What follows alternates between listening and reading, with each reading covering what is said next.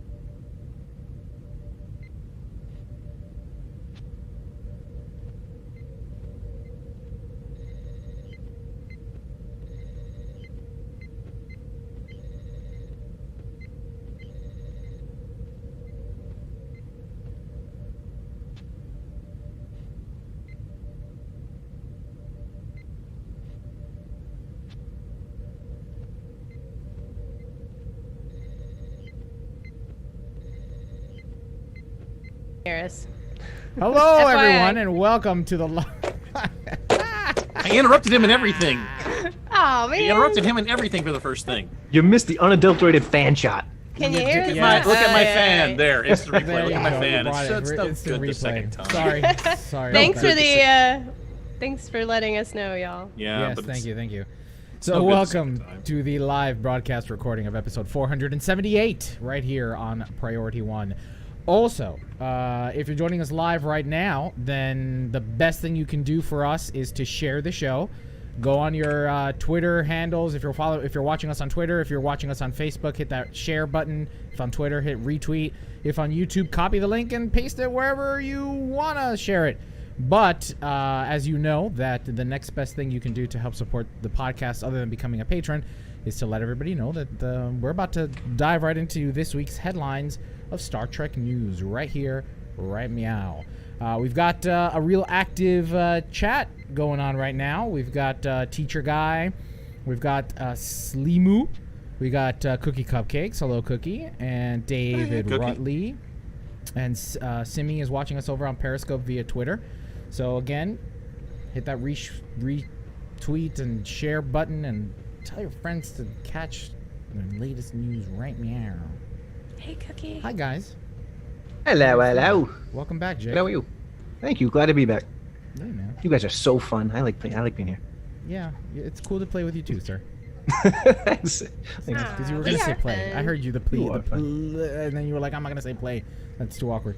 I heard it. Yeah. Good show. Here we go. I'm regretting I didn't refill before we started. You Dang. should have. There's still time. Afterward. Yeah, there is. It's okay. No, there's no time. We're gonna record right meow. Right meow. We're recording. That's okay. Actually, let me make sure. Ooh. Yeah, you have to do it 10 times. You've started. No, but we're good now. We're good, I think. No, you have to say meow 10 times. All right, man. Or you have to drink syrup. No, yeah, and apparently I'm not drinking a milk out of a saucer, boy. All right. And the rule is you can only do it for like now, for the word now. Someone told me that the rule is you can't just like throw meows in there just for fun. You have to Right, it switch has out to for be. meow. Wasn't it I who told you that? Wasn't Probably it it's probably Yes. you. I'm Yeah, it pretty was sure probably we you. did this joke Because it's the kind many of moons ago. yeah, it's the kind of OCD stupid rule that I don't agree with that you would definitely bring up to make me not have any fun. Absolutely, it's absolutely. You know what how else? That You know works. what else that tells me? We've begun reaching full circle. Where all our That's jokes right. are just the same. Simpsons did it. We did it at episode 120. This is like Yes, 120, we did it at 140, episode somewhere in 120. there. Wait, is this the singularity episode then? The whole thing is just we can't. whole thing. There's nothing original that we can say anymore. Oh, We've done it for okay. 478 We- episodes. We are retreading all of our old stuff, and yeah. It's funny. Somebody, I think it was Ken from Chicago on Twitter, when I had posted the video, that one little video on for Star Trek Day.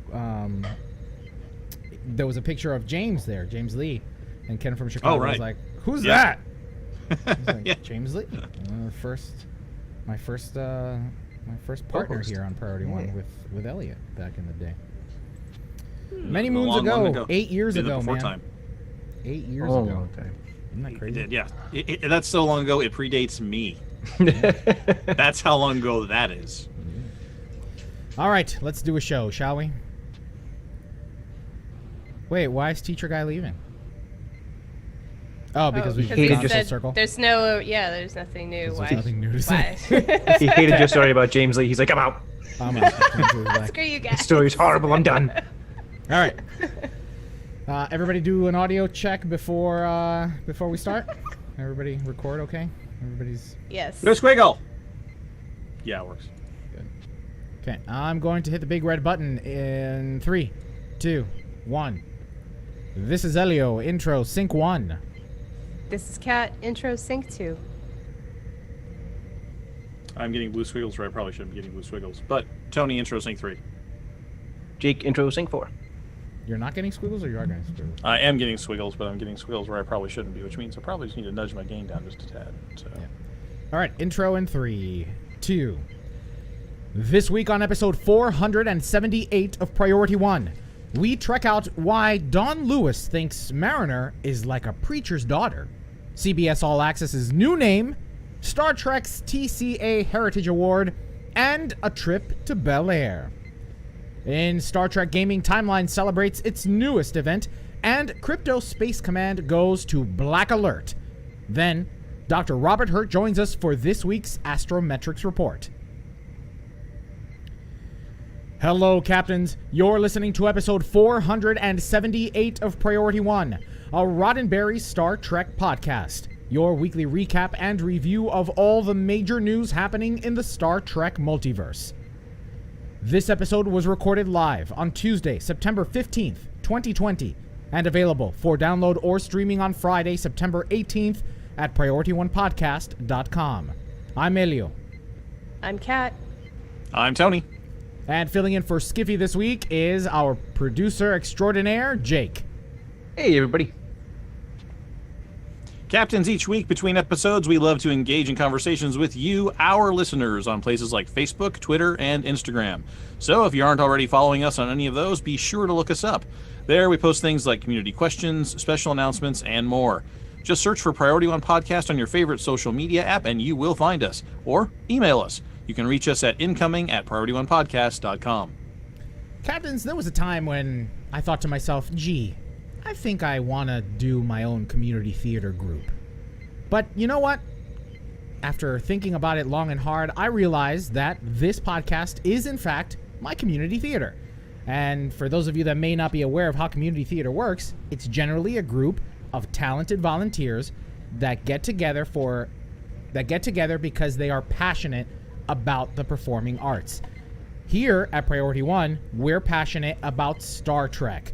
And each of us volunteers donate our time and our talents to produce the quality content you've come to expect. Unfortunately, it's not free. And just as community theater charges tickets to a show to help recover those costs, we have Patreon.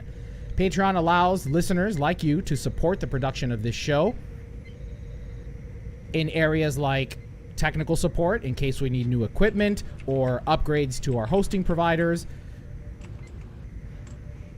to tools that help us organize the weekly headlines from the Star Trek Multiverse. Because of your support, we can continue to produce this show every Friday. So, if you're interested, head on over to patreon.com/priority. I always forget the link, man. I really need to just put it in here. Yeah, priority. So, if you're interested in becoming a patron and supporting this show, visit us over at patreon.com/priority1. There, you'll find several tiers that you can contribute to.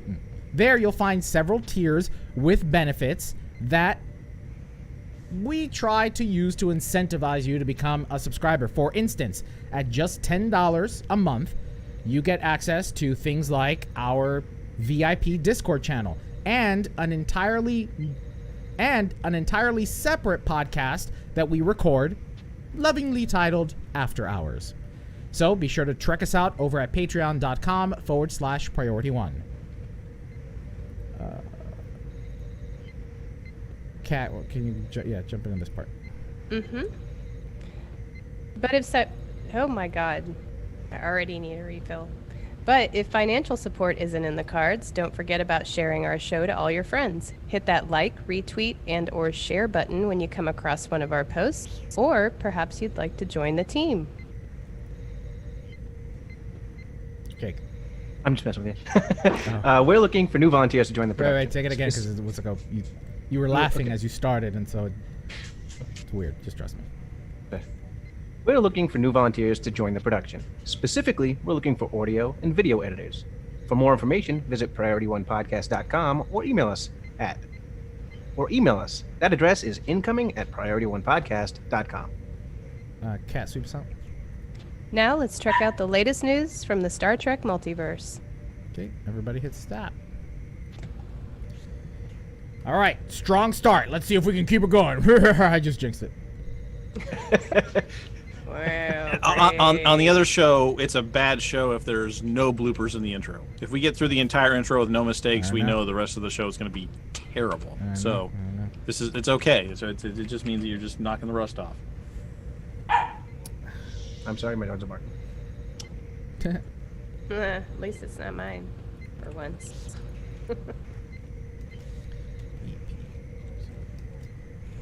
I think we're all like exhausted from last week's. Last week was a big week, man. Last week there was a lot to discuss. It was a long episode. Yeah, it was. I mean, it was Star Trek Day. Well, sure. If they're going to put out 3 hours worth of stuff that we got to watch and then talk about, then yeah. Everyone's tired from even the people who make stuff are tired from last week. Kat, now's the time to refill if you want to go refill. Yeah. Okay. I'll be right back. I'm sorry. Who's got the yappy? All right, Tony, it's just you and me now. Oh no! Now we already said that it's been too long. We've already used up our material. We're all done. I mean, I know we're just done. There's nothing else to say. No. We are the old married couple of Star Trek podcasts. We are the old. That's very true. That's very true. It's not enough that you and I could be brothers in looks, but well, except I would need to do the orange spray paint maneuver to even get close. What? On my face, I'm way white. I mean, you noticed this, right? That's like. Oh, you're the one who looks like the middle of an Oreo cookie. Yeah, that's Tony, right?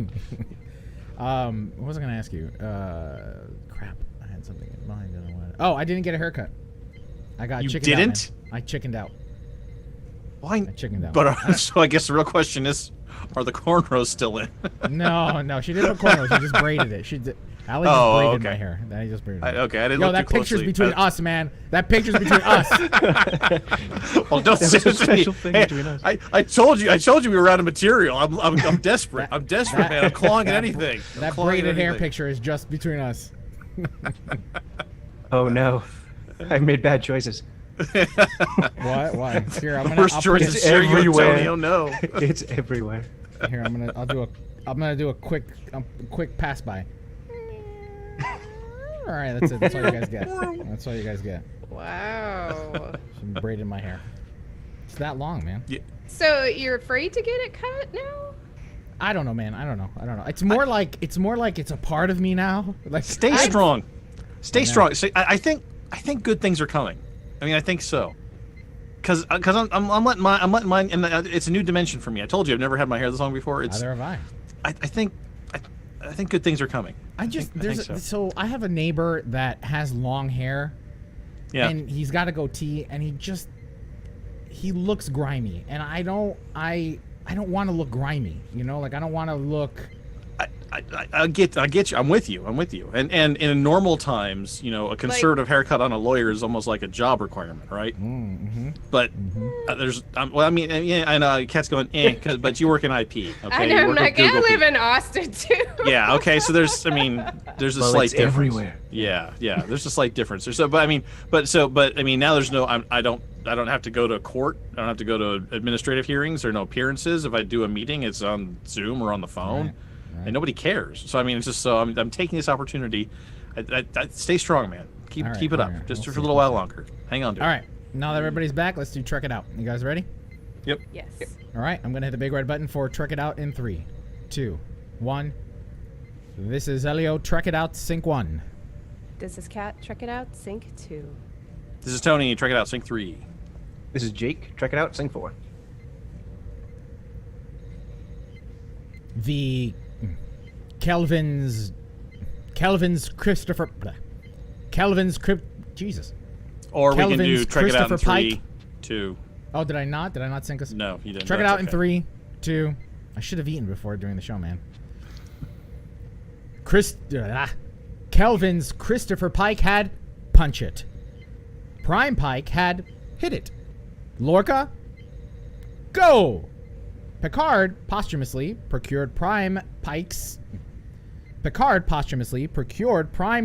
engage from the cage. Thanks for that, Jake. So who could blame Cerritos? So who could blame the Cerritos' Captain Carol Freeman for wanting to follow Starfleet trailblazers by conjuring up her own catchphrase? Though it's warp time, yeah, that's gonna need a little work. This week, Dawn Lewis, the voice of the aforementioned Captain Freeman, talked with TV Guide about her love of Star Trek, the captain's relationship with her daughter, and what she wants to do next. Lewis told TV Guide about her history with Star Trek, saying, quote, I used to risk getting into trouble in order to watch Star Trek because it would come on when my brothers and I were supposed to be asleep. We would get in front of our little, small, black and white TV with blankets and sheets covering us.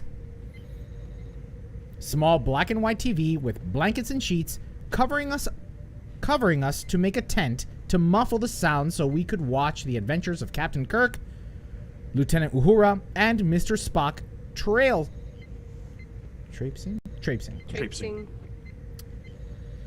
It's more flouncy than a mosey. Got it. Oh my God, that was an excellent description. We would get in front of our little small black and white TV with blankets and sheets covering us to make a tent to muffle the sound so we could watch the adventures of Captain Kirk, Lieutenant Uhura, and Mr. Spock traipsing through the galaxy. End quote. In regards to Captain Freeman's relationship with her estranged daughter. You and these consonants today, Jake. Way to go. Sorry. Is she really estranged if she's on the ship with her? I don't know. They're at odds. There's friction. Yeah, strange. I think it's. I mean, I don't know. All right, Yeah. I'll go with They don't acknowledge each other. Right. In regards to Captain Freeman's relationship with her estranged daughter, Ensign Beckett Mariner, Lewis said, quote, their relationship reminds me of growing up a preacher's kid. You often find that the preacher's kids are probably the baddest kids in the church. They are trying to break every rule, trying to be everything except what their parents have been trying to encourage everybody else to be. So even if you're one of the best parents, sometimes your kids can still make choices that you really wish they would not make. End quote. Dawn Lewis, who is currently working with Lower Decks co-star Jack Quaid on Amazon's The Boys, talked about what she wants to do next, telling reporter Keisha Hackett, quote, Please make me an alien in Discovery, Picard, somewhere. Please make me an alien. I want to do it. End quote. Of course, check out our show notes for a link to the article. So what happened to Do It from Janeway, Jake? Do it. Because that's all I can think of when I hear do it. Oh. So I couldn't put it in. you just think you go to Ben Stiller. I go right to Ben Stiller. Do Okay, it. no, that's legit. Who That's was legit. on the first official Star Trek podcast? You guys hear that? I know this is a little off topic, but did you hear the first official Star Trek podcast? Ben I Stiller. saw a clip of It's it. on my list of things to listen to. It's really, really good. It's really good. Awesome. I don't have anything else on this. I was just gonna I just took Jake to task for forgetting Janeway. That's all. That's all I had. Did Cisco have a thing? Or Worf? I guess he was captain too. His thing Cisco! was breathing really heavy. No! And Archer was just confused all the time. So he didn't know what he was doing. He's Yeah, just I'm like, what did I'm just making Archer this up. say? Anything? Nothing? Go to Warp 3. Help Yeah. me! Travis. Get us out It's a of really here. good Cisco impression. That's fantastic. That teacher We good? guy We- says, we play good? ball. I will stop at the help me, and I will not continue on with my Cisco impersonation. Yeah. No, please. No thanks. No thank you. Okay, all right.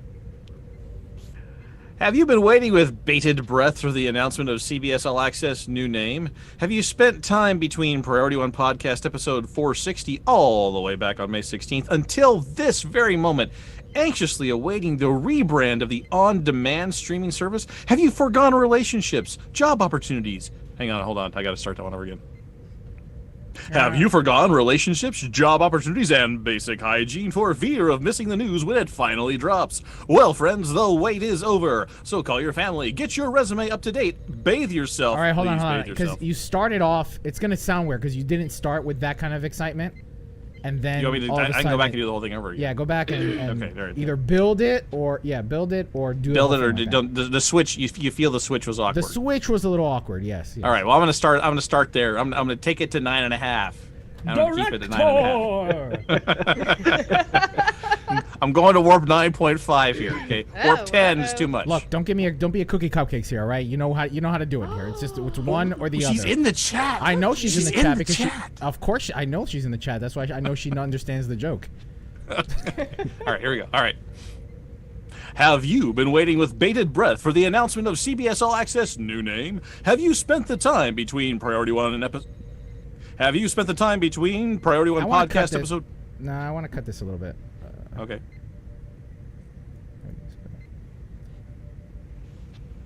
Have you spent time? I'm gonna cut that. That's my favorite part. I'm just Was kidding. No, I'm just kidding. There you go. All right. Have you been waiting with bated breath for the announcement of CBS All Access' new name? Have you spent the time anxiously awaiting the rebrand of the on-demand streaming service? Have you forgone relationships, job opportunities, and basic hygiene for fear of missing the news when it finally drops? Well, friends, the wait is over, so call your family, get your resume up to date, bathe yourself, and get ready for the big reveal. Seriously, you should definitely bathe yourself. On Tuesday, September 15th, Viacom CBS dropped the news that starting in early 2020, the service, formerly known as CBS All Access, would soon and henceforth... 2020. Sorry. Oh, sorry. 2021. 2021. On Tuesday, September 15th, Viacom CBS dropped the news that starting in early 2021, the service formerly known as CBS All Access would soon... That's a weird. On Tuesday. What do you want? On Tuesday. Slower? Faster? Yeah. Higher? No, lower? it's fine. Just on Tuesday. On Tuesday, September 15th, Viacom CBS dropped the news that starting in early 2021, the service formerly known as CBS All Access would soon and henceforth be called Paramount Plus. CEO Bob Bakish... What? It was just funny the way you said it. I know. I know. Yeah, I know. It's like someone. We need to Stop workshop different ways. wrestling! Jesus. No, I don't Where's your want to stop wrestling. broomstick? Oh, you weren't talking to me. Okay. I am. I'm gonna get a broom. I'm gonna get a broom, and I'm just gonna be You're like, gonna be the old lady. You're gonna be the old lady at the apartment. Damn kids. You kids. Get off my lawn. CEO Bob Bakish said in a press release, quote, Paramount is an iconic and storied brand beloved by consumers all over the world, and it is synonymous with quality, integrity, and world-class storytelling.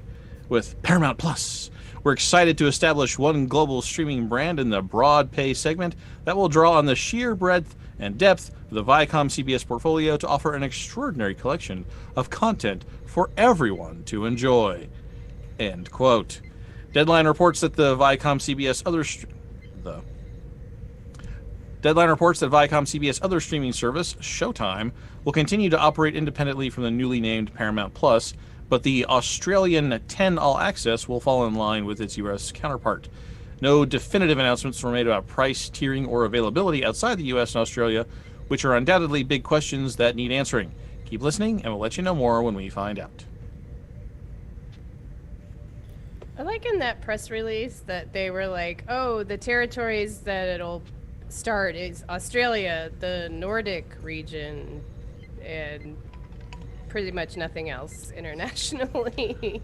I smell negotiating tactics. I know, I'm like, I bet they've only had deals with those places, obviously. Yeah. And I can't say I'm surprised that they didn't want to brand as CBS / Viacom. I feel like maybe in the public eye that's got a bad taste in its mouth. I don't know, but Paramount Plus, come on, you're just stealing from Disney. Boo. Right, exactly. Yeah, exactly. And I think Paramount might be more recognized internationally, because Paramount Pictures, that splashed up in front of every, a lot of movies from the 40s forward, right? So people probably get that. CBS is like, oh, that's from Canada, right? That's the Canadian Broadcasting Company, or the Canary Islands. That NCIS channel. Yeah, it's the NCIS. yeah. So, yeah, but yeah, it's just a ripoff of Disney. Yeah, it's just well, what did Disney do? Do what they did. So the other thing too is that they are in fact now adding more content, new specific content only available on Paramount Plus, right, Jake? Is that what I'm understanding here? So. Well, it's going to be on top of what they already have. So anything that's exclusive to CBS All Access will remain exclusive to Paramount Plus. And 5 new listings are also on the way for the release. Right, and that includes The Offer, a show called The Author. A show called The Offer, Lioness, another one, a spy drama, a reboot of the classic VH1 documentary series Behind the Music, The Real Criminal Minds, which I watch Criminal Minds. I'm kind of excited for The Real Criminal Minds. And speaking of NCIS, a revival of the BET drama The Game. I mean, I like the Behind the Music. Oh, sorry.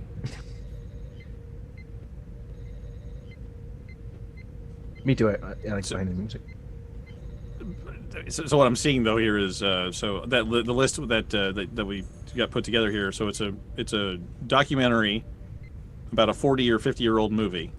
It's a spy drama, which okay, that's new, I guess. Then a reboot of something on VH1. Something that'll go into MTV classic videos. Another spin-off of a spin-off show that they've already got, and another reboot. Yeah, I mean, it's the same stuff they had. BET, MTV, Comedy Central, all those things. It's still the same. It's the same thing. Plus these 5 things. Right. Yeah, we talked before about how they're leveraging their library, right? It's like they're going to the back catalog, and so they're updating the back catalog a little bit. Like they're sprucing it up. So not gonna go. They're just gonna. Everybody's eventually just gonna be on Amazon or Netflix or whatever. This is not. Yeah, if they can't in the long run. If they can't do better with their exclusive offerings on this Paramount Plus platform,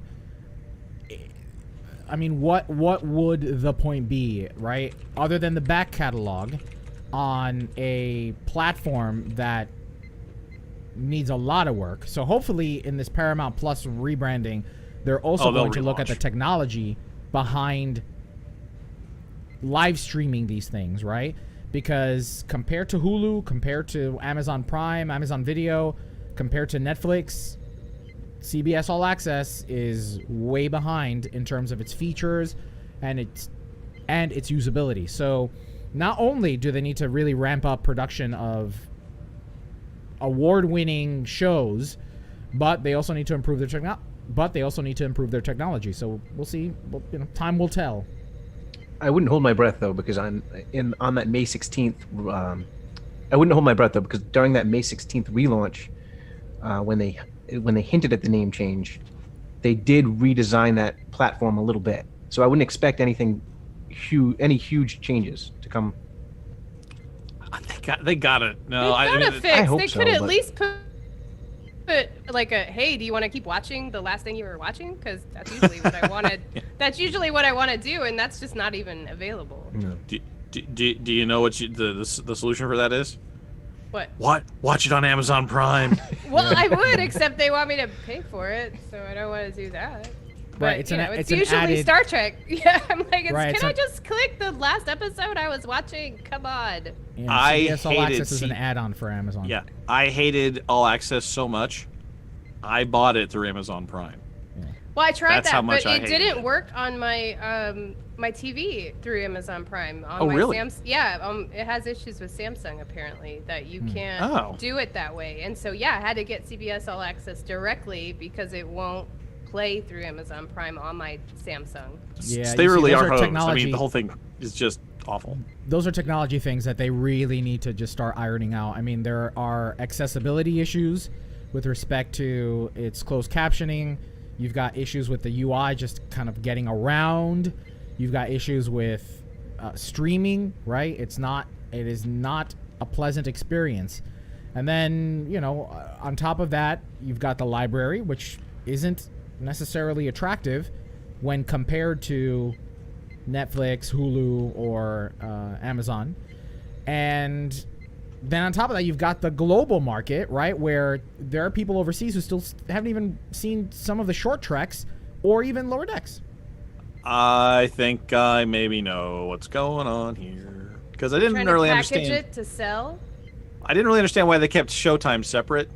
Now I think I do, because what they're gonna do is they're gonna get those all sorted out, put everything in there in the Paramount Plus library, then they'll shop it, and they'll take the original content that they're making. Still, they're whatever series they have in production, whichever ones they like and are generating money, they'll move them over to Showtime and then sell the Paramount Plus catalog to whoever wants to host it. Oh yeah, as a channel. Yeah, they'll just sell the channel, and Netflix, you want to run the channel, Amazon Prime, you want to run the channel, do you want Hulu, do you want to run the channel? They should do that, but Yeah, that way they don't have to invest in the they'll technology. probably do first run movies through Showtime too, because the theater business is falling to the Yeah, wayside. that I think that's why they kept Showtime as a separate label, because they'll have a home. If they ever want to sell it, they can put the first run stuff there. That's smart. Yep, you heard it here first.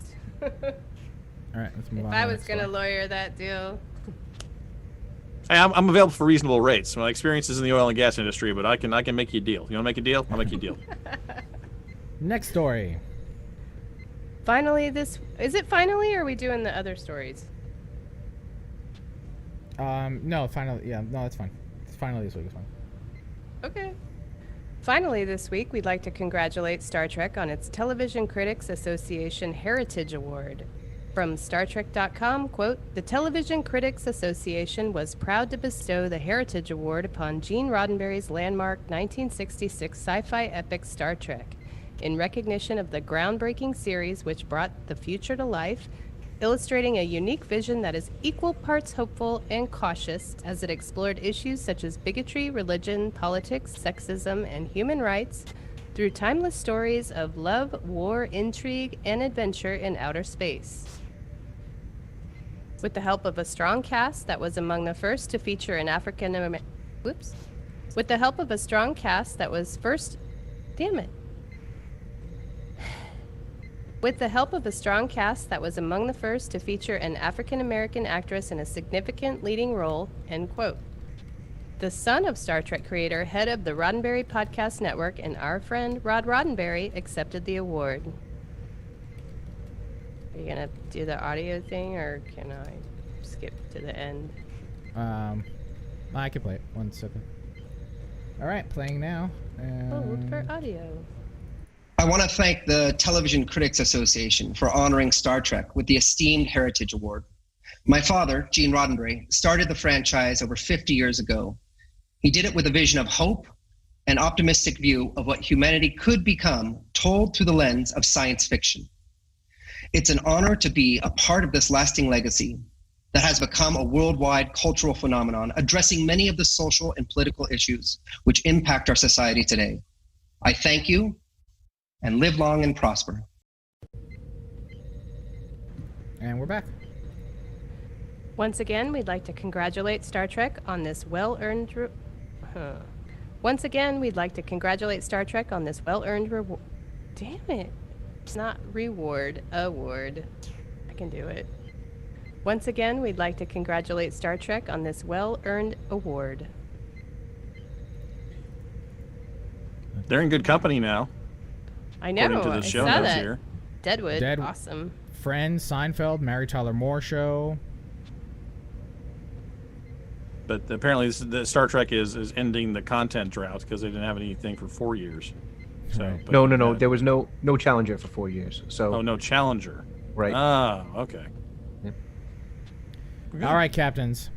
Now this is a story all about how our show. Ah, shoot.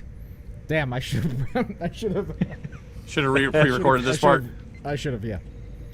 Now this is a story all about how our show got flipped, turned upside down. I'd like to take a minute, just sit right there, and tell you how we covered rumors about Star Trek in your ear. That didn't work very well, that last part, Jake. No, that last part didn't work. That last part. I can't believe you don't write rap music, Jake. What's wrong with you? You not rap writing guy? The acclaimed clickbaity website WeGotThisCovered.com posted a fun bit of rumor this week, saying that Viacom CBS was looking to add one of Hollywood's biggest stars to its Star Trek lineup, Will Smith. Now, no, we're not talking about the background actor that appeared as a Ventu in Voyager's 7th season episode Natural Law, though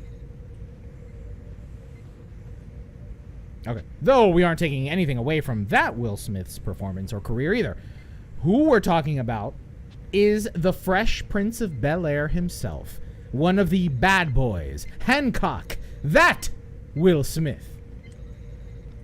From We Got This Covered, quote, according to our intel, which comes from the same sources that told us Captain Pike would be getting his own spin-off long before Star Trek Strange New Worlds was announced, the studio are keen to recruit Will Smith to play a Starfleet captain, although at this time it isn't clear exactly what movie they're eyeing him for, end quote.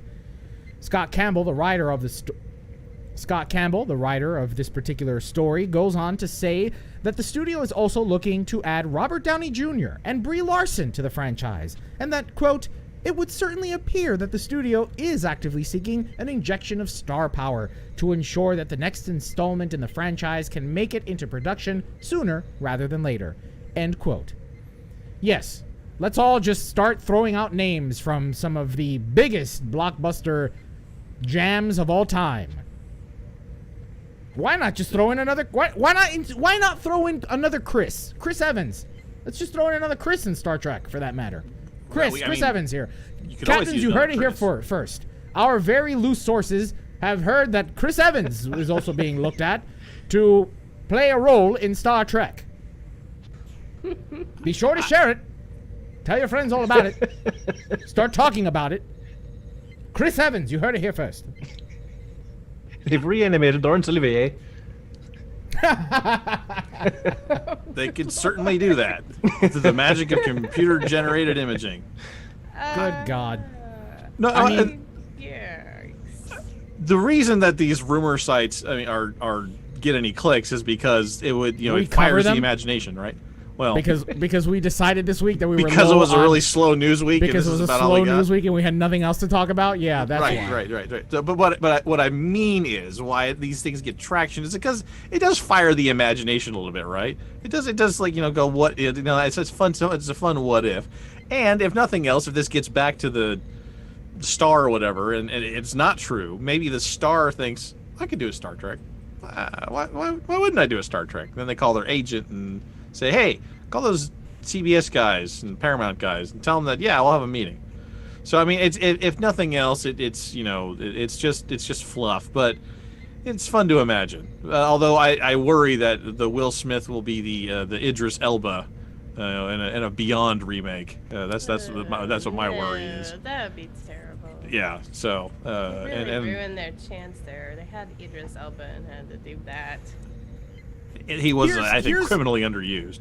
All right, so here's where I really kind of want to guide this conversation, right? Because this is definitely clickbaity and Will Smith, woo.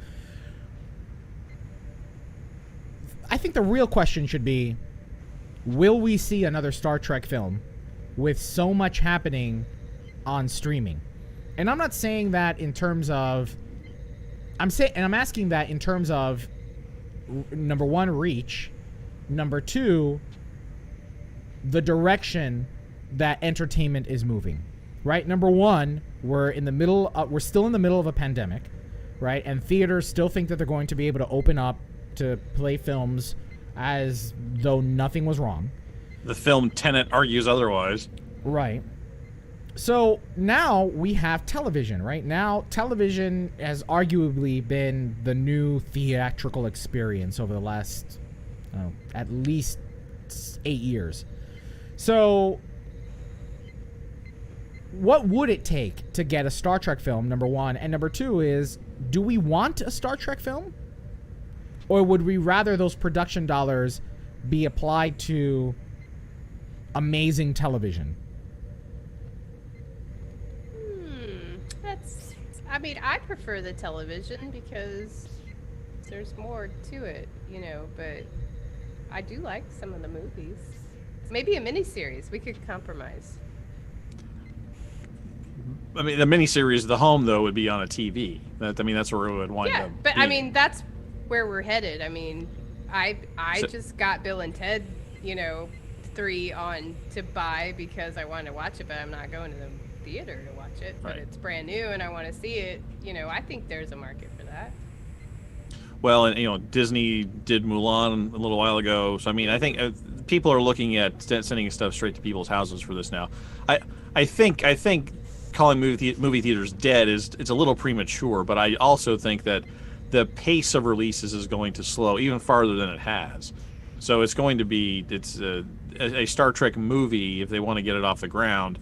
I think it's at least 2 or 3 years out, obviously, and I also think that there's going to be less competition, right? Fewer movies being made, but also less investment. Less money is going to be available to make those things. So yeah, check out the names that you want to get on there, people you want to attach to make to rise to the top of the pile as far as competing for the investment dollars, and also trying to make your case for audience draw. But I don't think that they're going to have as easy of a time walking in with a franchise name and attracting investment. I don't think that's going to do it anymore. They're going to be like, you've got that. You've got an audience for that on TV already. Let's try something else. Let's take a gamble on something for less money with an original storyline. Right. But playing devil's advocate, the movies have produced for Paramount, even if it wasn't in the box office, because it brought people to the franchise. And because they came to the franchise, it's supporting CBS All Access. So there is something to be said for movies because you can promote them better, which they did a terrible job with Beyond, and it showed. Yes. But you can promote a movie better, you can build more hype for a movie, you can get big name stars for a movie. So there is a benefit to making a Star Trek movie. And personally, I think Star Trek works better on television, but I enjoy the movies. There's something about that big theatrical, contained story, which I really enjoy. Oh, Jake, now we have to ask, do we have to do is it Star Trek question? We have to do that now. No, we will not Yes, ask the is it yes, Star we Trek do. question. Because the movie, it's hard to do Star Trek in a 2-hour bit where you're also trying to be the popcorn summertime blockbuster. But it's possible. You can do it. It has been done. That's what Not- the purpose of those movies was. At the time, it was because the show wasn't on anymore and they had no other avenue. So we but had to settle. Yeah, I we mean, had to settle for a movie, only 2 hours. I Six. would argue that Star Trek films are better as supplemental excursions. Yeah. Right? Tony, you mentioned the whole popcorn thing, right? And Yeah. I think that perhaps the direction should not be to tell a story about a crew that we've already seen on television, right? We got the JJ reboot, for instance, but perhaps a different story, perhaps something else that has loose ties into the Star Trek television cinematic universe, but isn't dependent upon the main cast of characters. But also, I don't know, movie theaters are not dead, but I think that we need to start to think of ways of monetizing films so that there's a choice. A person can download it and pay the money to download a film, or go and experience it in the theater. Because let's be real, as Star Trek fans, we're probably going to end up doing both if given the opportunity. Is one, buy it so we can watch it immediately buy it so we can watch it immediately in the comfort of our living rooms, and also get the incredible cinematic experience of being in Dolby Digital Surround Sound and all that jazz. We're at 30 minutes. That's probably good. I know. But that does lead us to our first community question. Does Star Trek need star power to entice new fans to a new film?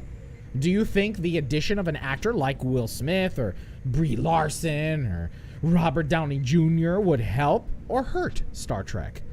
Let us know in the comments section for this episode at PriorityOnePodcast.com or by replying to our community question post on our social media channels like Twitter or Facebook or Instagram.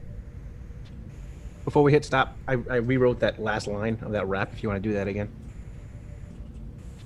You rewrote the last line of what rap? At the beginning. Intro Did you already block it out of your memory? to Will Smith. What did I intro? do? I didn't do I'm that. gonna beatbox it too. I see. Now this is a story all about how our show, okay. Now this is a story all about how our show got flipped, turned upside down. I'd like to take a minute, just sit right here and tell you how we covered rumors about Star Trek right here. I like how you rhymed right here with right here. No, it's there in here. Yeah, But he said here and here. Ah, he said shoot. here and here.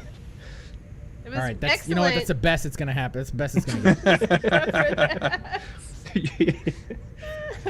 get. Shit, do I really need to do there to make a difference?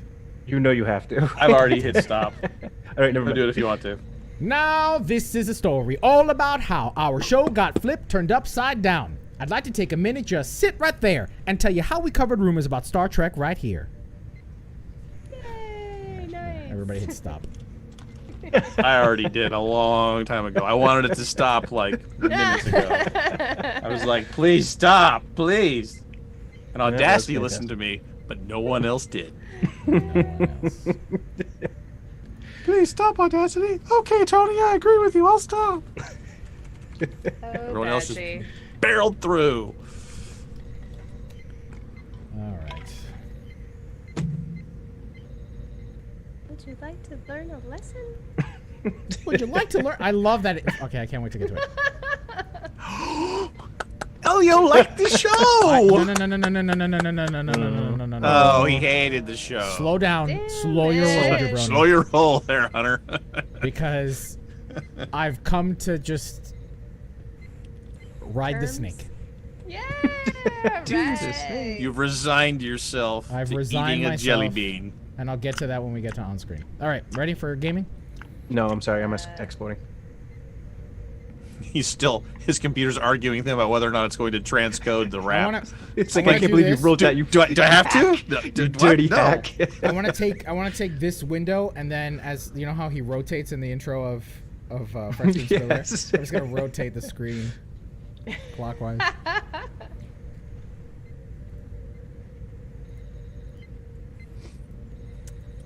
All right. Okay. You guys ready? Yes. Mostly. This is a short one. I am good. Kan Okay. utu. A kan utu. Ut-tu. I don't get it. I don't get it either. Did Panda write this? I'm gonna Google Kanutu. No, it was Shane. Oh, okay. They were female are you members of watching? the Hill people of the planet Neural who are trained as healers. Oh, is that what it is? That's that episode of the original series where it's the witch lady who puts the goo on Kirk's. Oh, okay. Spear so it's a real wound or thing. whatever. I thought it was like a joke. Okay. Yeah. I'm ready when you guys are. I'm good. Okay, I'm gonna hit the big red button. Oh, watch out, because she induced lust in males by using a plant compound. So watch out for that. Memory Alpha told me this. I will watch out. Thank you. Be careful. Thanks. As I read that, I will. Keep that in Who mind. swept out? Did I sweep out? No. Who swept out? I don't Shit! Nobody swept out. We were too busy You said rapping. stop. Is- You said stop. This is Oh, I this. did. Do you Cat, see can what you do rap a- music does to the production? It ruins Oh, it. Tony. Kat, can you do a quick recording? Well, captains, that's all the news we have to check out this week. Or we could just record it at the top of this, which then would lead right into. No, it's not how it works, Tony. I'm just saying it could work that way. But it doesn't, and this is my show, and I will direct accordingly. Wait, you I have handle to your do guard it frequency. separately? Yeah, do it just a separate track, your own track. Oh Just- my lord. We're literally recording right now. What? We're not recording right now. We all hit stop. I mean, we could just add it to what we're doing. No, it doesn't work that way. You've heard it it clearly doesn't work explained that to you. It I- doesn't work I- that way. You're right. You're right. It's clear My to bad. me. I am now I am crystal clear that it does not work that way. I don't know where you were, and that was You explained. guys want to Yeah. assemble the show one week? I'll let you I've done assemble that, the and show I one was week. told I was never allowed to do that again by the Fair people of the show. Well Fair done. Well done. It's like folding laundry. You do it wrong the first time, you don't have to do it again. Nicely Oh, done. okay. If it's towels, for sure. Don't. As do it. Ken says, I'm the captain of this ship. Tony. All right. All right. Just record and. Yeah.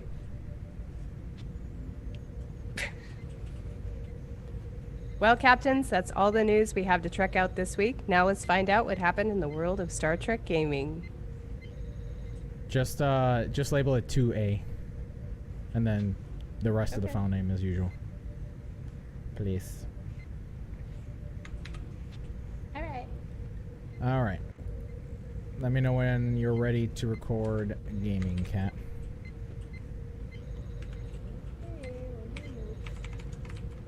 In West Philadelphia, born and raised on the playground is where I spend most of my days. Chilling out, maxing, relaxing, all cool. I was shooting some b-ball outside of the school and a couple of guns. They were up to. There should be a Star Trek version of that. We'll get on it. What's a one-syllable alien? And a couple of guys. Gorn. When a couple of gone, they were up to no good. Borg. Starting making Borg. trouble in my neighbor. In this quadrant. Ready? Is it- Where did I put it? Now everybody in the chat's gonna be popping up with one-syllable aliens. Borg, Gorn, Morn. That's his name. That's not a species. I mean, it could be a song about Morn. Maybe Morn was up to no Be a good. song. It could be a song about more. Morn could have been up to no good. He was a sly fella, that guy, that Morn. Never shut up. Never shut Never up. shut up. Loquacious. Oh my god. All right, I'll have to upload that somewhere else. Oh wait, there it is. Never mind.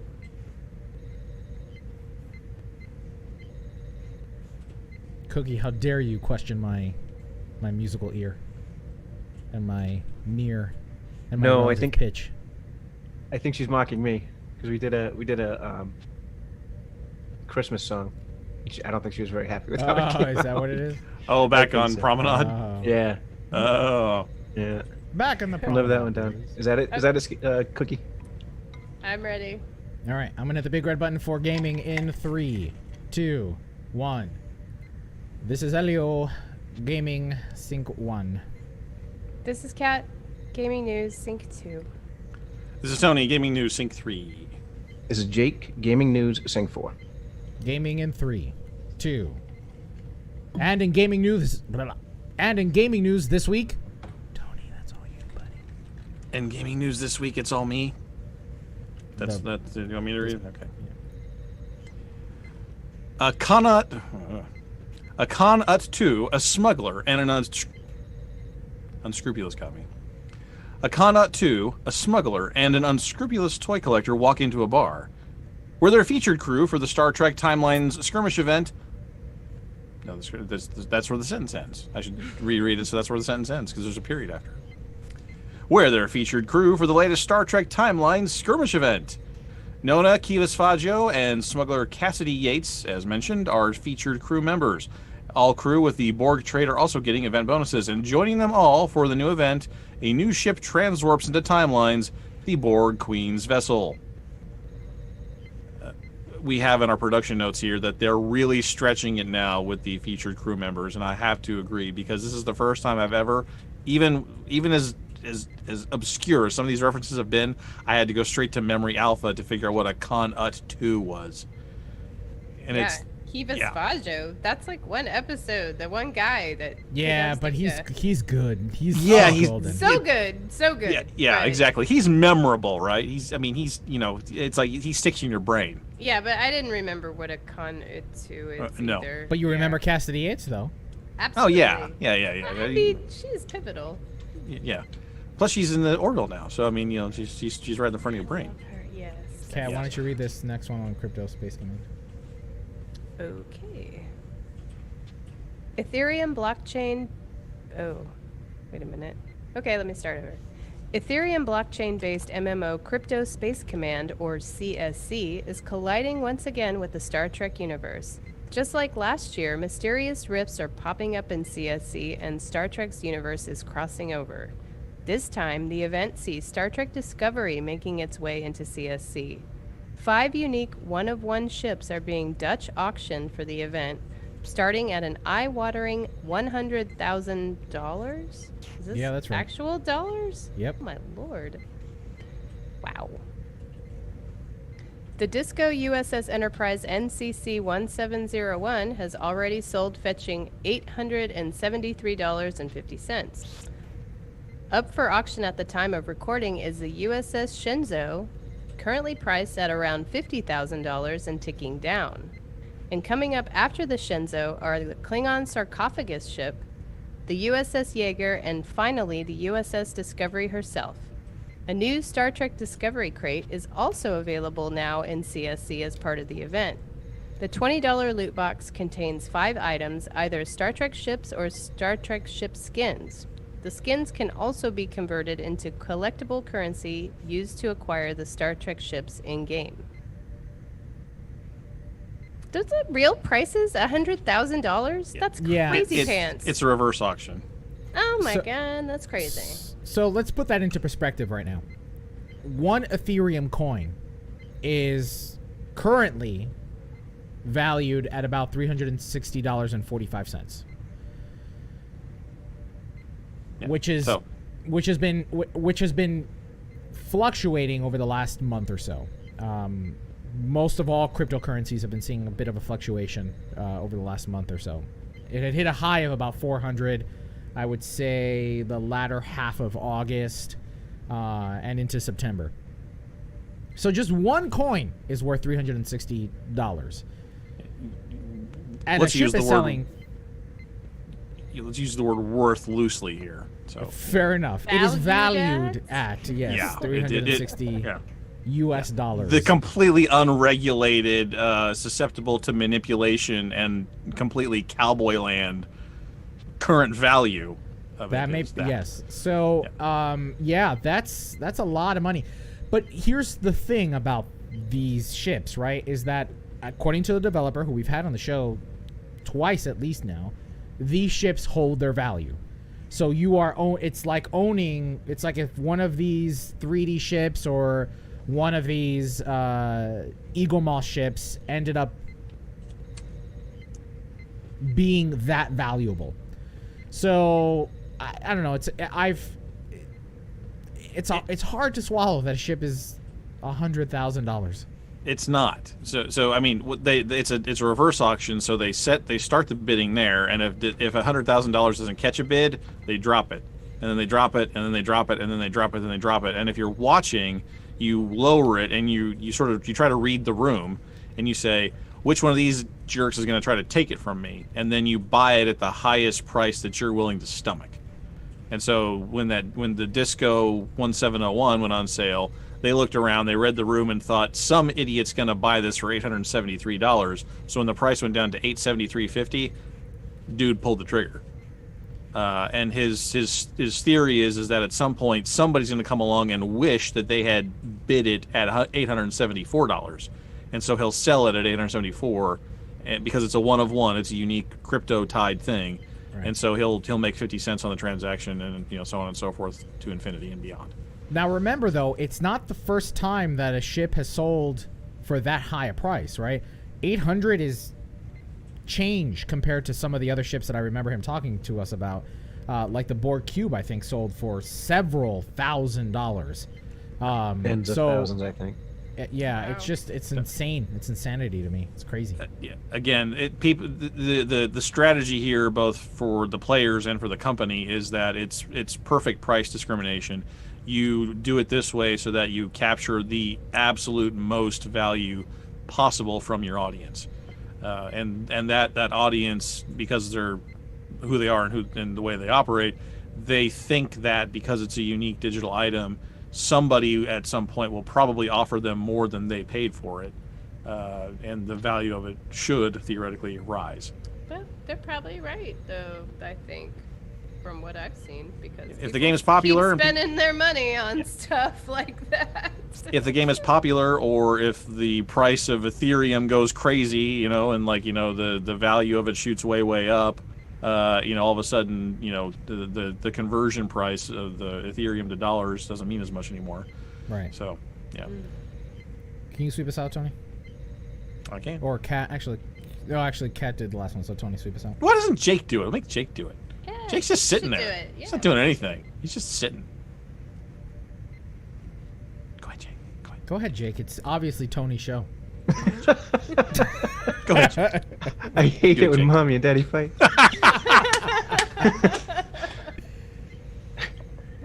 That's all we have to cover this week in Star Trek Gaming. Now let's look on screen for the 4th episode of Lower Decks. Sixth episode. Jeez. Okay. And you gave it now so much gusto. Let's see if you can do it again. It was you were. He can do it. That's all we have to cover in Star Trek Gaming. That's a pretty good vibrato there, man. Now let's roll on I bet you got. Man, I bet you got a real good baritone voice there, baritone voice there, man. I'm gonna pull that out of you. Okay, all right. That's all we have to cover this week in Star Trek Gaming. Now let's look on screen for the 6th episode of Lower Decks. Okay, I'm gonna take that as an apology for making Jake do it. I'm gonna say that because I'm never gonna apologize now that you heard that song. I'm never gonna apologize to you. Jeez. Apology. So it was Kenna and me and Elio. Yeah, there was the whole "love you, Poppy" thing that you ever did. Like Kenna and Elio would just kind of go like this for a little bit, and then they kiss and make up at some point. Love you, Poppy. I'm not gonna say that. Mándate pa carajo, me encacho en la mierda, coño. What? Yeah, right back at you. Whatever that was. Sure. All right, I am ready when you guys are. I'm having a hard time exporting. I'm sorry. Computer's like, Jake, I'd like to obey you, but I just can't. I'm giving her all she's got. I'd like to wear your face. I'm gonna wear your skin. Wear your skin, that's it. Oh, where's my notebook?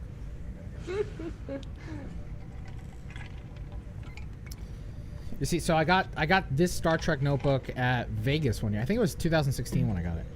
And That's it a is handsome leather-bound tome. No, it's not leather. It's not leather bound. It looks. I'm glad. You know what? Yes, Tony. This is a Do you have your magnificently map to the Go Shire? with it. leather-bound, Go with it. gold Foil, foiled- yes, gold foil, yes. Yes, that's what this is. Yes. Anyway, Babylonian binding, I believe, is how it's, the... Fine Corinthian leather. Yeah. Fine. I was trying to avoid the word Corinthian because we'd already talked about the leather. I was, Babylon was the only thing I can come up with. All right. Well, I'm unimaginative, so I went with Corinthian.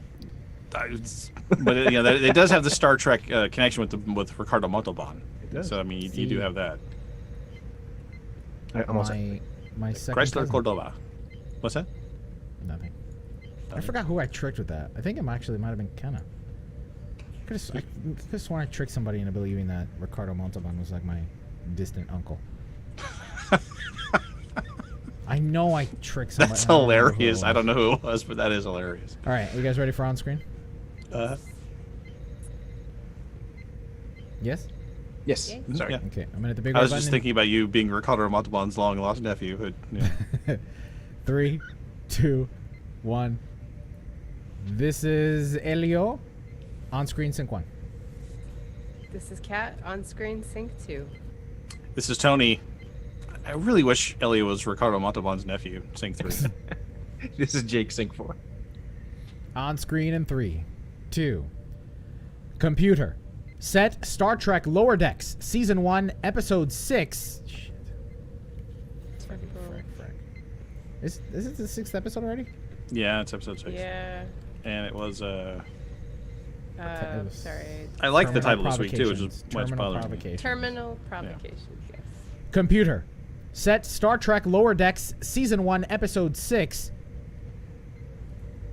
Terminal Provocations on screen. Go ahead, Kat. You know that guy that does more work trying to get out of work than the actual job would take? On the Cerritos, that guy is named Ensign Fletcher. Yeah, he might cover your ship. Dang it. Yeah, he might cover your ship so you can go to see the choo-choo dance live. But the cost may be your ship's ability to regenerate its shields when under bombardment. But take it from butt. Ah, you messed me up with your coughing. No, no. It wasn't my That was fault. already messed up. It's okay. Yeah, he might cover your ship so you can see the choo-choo dance live, but the cost may be your ship's ability to regenerate its shields when under bombardment by 200-year-old space garbage thrown at it by an alien tractor beam. And don't even get me started on Clippy's great-great-grandchild from hell, Badgie. All right, captains, let's get through the statistics. This episode was written by John Cochran, directed by Bob Suarez, and originally aired on September 10th, 2020. All right, Jake, why don't you share with us your favorite scene My favorite scene. or moment? Yeah, a lot like this whole season has been. I like the one-liners. I don't think any specific part's the best. I really liked when they were at the concert and they're all wearing the choo-choo shirts. And after they come out, they're like, when they threw in that third chew. Yes! so good. And obviously anything with Badgie. Badgie was just so creepy and so funny and very, very good. And how about your least favorite? I didn't really have a least favorite. I thought this episode was really, really good.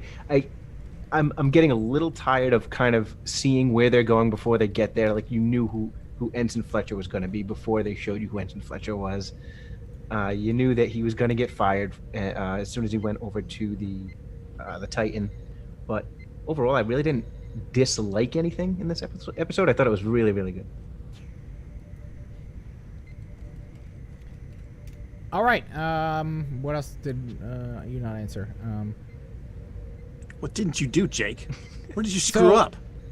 Did you which of the plot lines did you enjoy most? Did you enjoy watching Mariner, Boimler, and Fletcher deal with their thing? Did you like more that what was going on the bridge?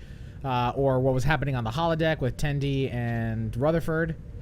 I liked how they were all very different, and they all had a lot of fun parts to them. Like on the bridge, all of the bridge things are like direct. All of the bridge things are the kind of things that you would expect to see somebody making fun of Star Trek, where the guy with the patch had the patch, trying all the with all the patches, and then where he says the F word, and I don't know about you guys, but I think bleeping is funnier than swearing. It gets me every single time. That is a staple of the humor over on Guard Frequency. I have argued with my audio editors time and again. Bleeping is funnier, and it gets me every single time. It just is. It just is. Yep. I liked obviously I like the patchy stuff. What's not to like? Again, the only thing that kind of was a little bit like, again with the AI and you kind of saw where Fletcher was going. So if I had to choose anything that I liked the least, I would have to say that. But I really enjoyed that as well. All right, Kat, how about you? Oh, go ahead. And thematically, I would say that it's like it's been since day one. Friendship matters, and be kind to AI. What theme? Be kind to AI. Don't kick Patchy. All right, Kat, why don't you tell us your favorite scene or moment?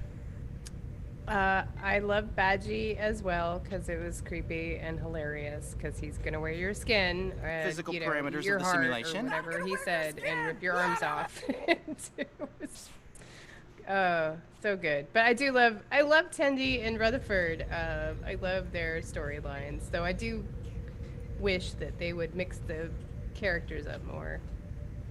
I really hated. What do you mean mix the characters up more?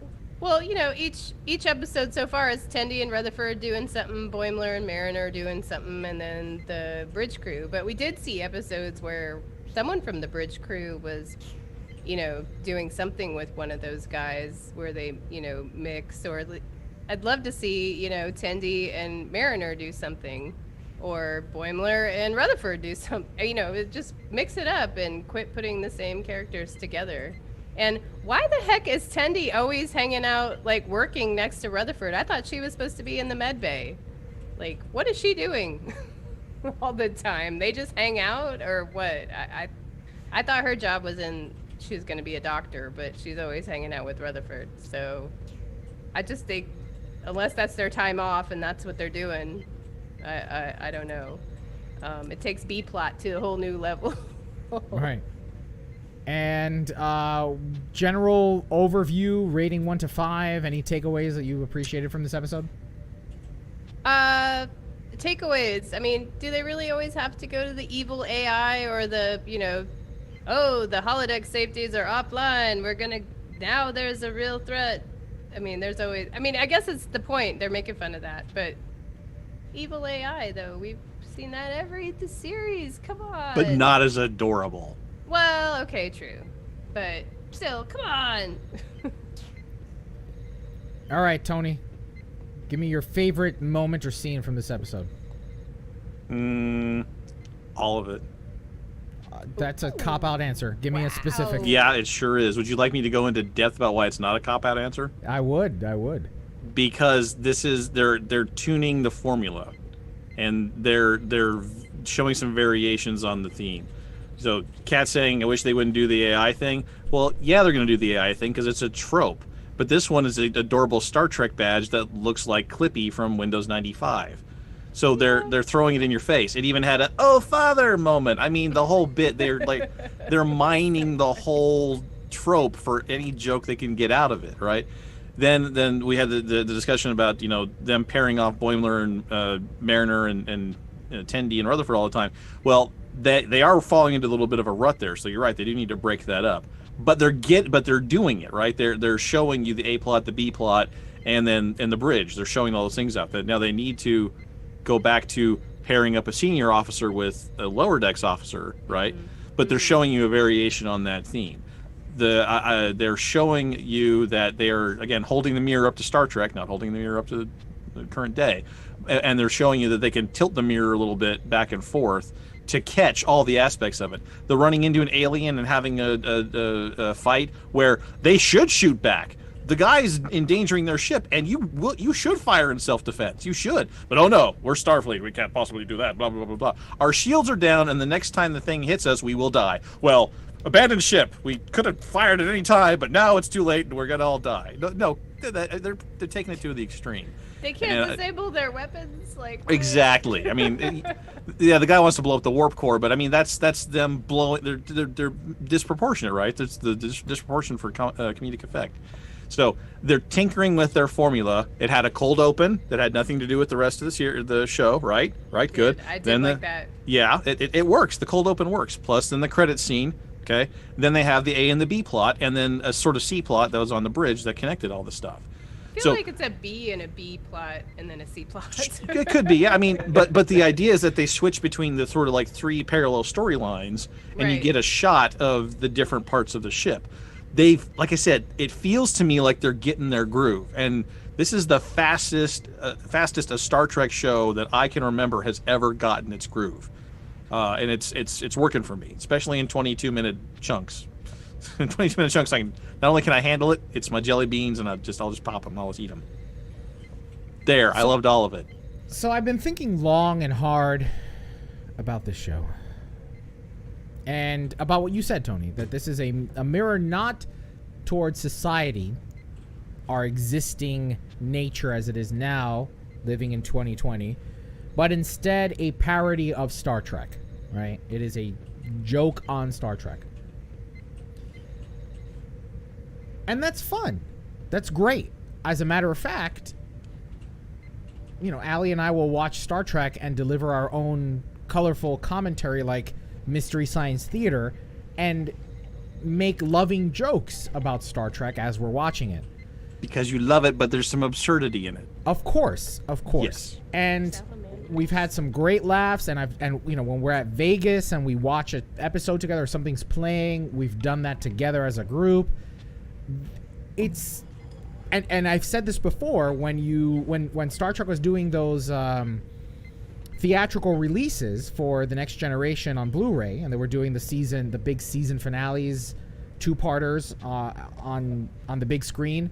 That was great to watch with a group of people, because sometimes there was laughter when I never thought to laugh before at an episode.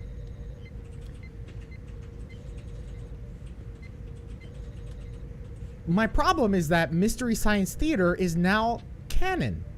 I think that's where my problem is that these absurdities that would otherwise be funny in, let's say, a off-brand comedy or off-brand parody series or a fan-made or a fan-made project, these things are now canon. And I think that's what bothers me about this show, is that a smiling koala as the deity of the universe. As the deity of the universe, the foundation of the universe is now canonical, right? And then they talk about these things of crossovers with Lower Decks. That is, I think, where I have the hardest. That is, for me, the hardest thing to digest for this series.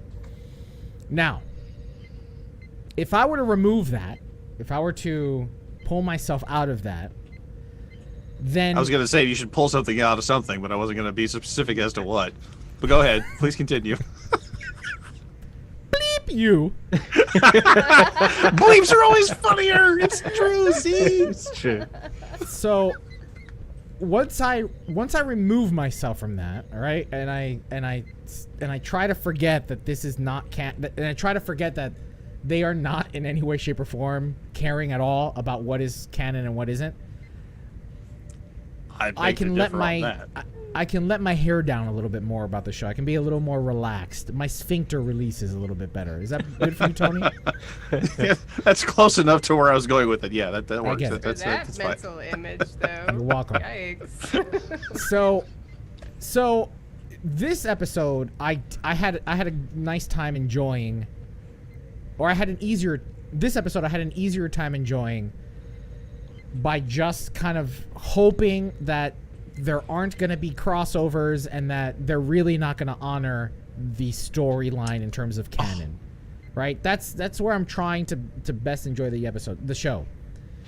And in this particular episode, I was able to find enjoyment when J.G. Hertzler was on, right, to play the alien that was taking over all the wreckage of the previous ship. That was hilarious. Flinging garbage at him. He totally had a point, garbage though. I mean, there are salvage rights. Come on, maritime law doesn't So, have to let outer so you had space. J.G. His Hertzler. argument was impeccable. And then my favorite thing about Badgie was that it was Jack McBrayer. And if you've watched 30 Rock, I mean, that's really how I know Jack McBrayer is through 30 Rock. Yeah, that's what most people know. Yeah. And his character on 30 Rock is just so saccharine. So Sweet. saccharine that and there are moments in 30 Rock where he loses his shit, and it's hilarious. It's like Badgie. And it's just like Badgie. So those moments where he's reading these lines, I'm gonna wear your skin, it's still wholesome. There's that wholesome part of Jack McBrayer's voice that makes it hilarious. He just wants to help you, and the best way to help you is to slice off your skin and wear it. That's right. That's the best thing for you, really. I don't Trust know. him. I cannot think of any other voice that was better suited for this character than Jack McBrayer. I cannot. He was absolutely hilarious in this, especially if you knew him from 30 Rock. So yeah, I mean, if I do my best to think of this as more a fan project and not living in the same universe as TNG or Picard or DS9 or any of the other Star Trek canonical stories, then I can enjoy this a little better. But so help me God, if all of a sudden Anson Mount shares his voice on this, and it's an official Christopher Pike moment, and I have to accept it as canon, I just can't. My canon canon sense is fragile. It's fragile. You're gonna see this on Picard when Raffi pulls up some database she just hacked into, and Badgie shows up asking her if she wants to reformat one of the columns. No, she's gonna dismiss him. She's gonna be like, I hate that guy. I don't know that I can. Telling you, that's where it's gonna be. Man, and that's the day that I quit Star Trek. I swear to God. Don't do it, man, because what's his face already said he wants crossovers. He already said he wants crossovers. Who, McMahon or Kurtzman? That's a no-brainer. That one is so easy. Badgie is in Picard. I do not give a crap what McMahon wants. And if Kurtzman No, it wasn't McMahon. It was Goldsmith. It was Akiva Goldsmith. Akiva, he's another one that talks a lot. He's the showrunner. You don't think he can't make that phone call? Not above Badgie Kurtzman. Art. He's definitely Where's not above McBrayer? Kurtzman. Give me McBrayer's phone number, and I want the Badgie art. We're gonna throw him into a computer display on Picard. I don't know, man. That's where I live. I live in this. Look, it's funny as Mystery Science Theater is funny to film, but I have a hard time accepting this in the Star Trek world. I get you. Every old fan of the show, get your drinks ready, because when I did this Foundry series, when I did my Foundry series, I was irreverent. I put jokes in it. I played with tropes, and I had reviews on there that I got 1-star reviews because I wasn't taking the material seriously enough. And people were like, you should go watch a real episode of Star Trek to find out how they actually talk and what they actually do on that show. And I'm like, water off a duck's back. I didn't care, but I'm just like, you have never enjoyed Trouble with Tribbles, my friend. You've never enjoyed the Chicago Mobster episodes. I mean, any Dixon Hill or come on, like Fistful of Datas. They play. This is they not. play. The comparison is not the same, though. It's not. Lower Decks is not Trouble with Tribbles. It's not a Dixon Hill holodeck story. This is flat out making fun of Star Trek, and that's all this show is making fun of Star Trek in a loving way. Right. Yes. Right. Well, exactly. I think it's funny. And they're doing it really well. But I'm not. And again, I'm not saying it's not funny. My problem is that this is canon. This is technically canon. So when Captain Boimler of the USS Cerritos hauls La Sirena out of a black hole in season 2 of Picard, and Badgie helps them restart their engines. Star Trek that day. That's the day that I quit Star Trek. Think of all the free time we'll have. I'm telling you it's coming. They're gonna put Jack Quaid in a fat suit, and they're gonna put wrinkles on Tawny Newsome, and they're gonna show up on the bridge of the Cerritos to rescue La Sirena. Season 2, guaranteed. Nope. Guaranteed. All right. Kat, can you sweep us out? Yes. That wraps up this week's on-screen for Star Trek Lower Decks. Oh, is there something missing? Yeah. Now let's now let's open hailing. Now let's open hailing frequencies and see what's incoming. Can you do the whole sentence? Sorry. Yes. That wraps up this week's on-screen for Star Trek Lower Decks. Now let's see what's... Damn it. Now let's open. That's not... That wraps up this week's on-screen for Star Trek Lower Decks. Now let's open hailing frequencies and see what's incoming. Okay, everybody hit stop.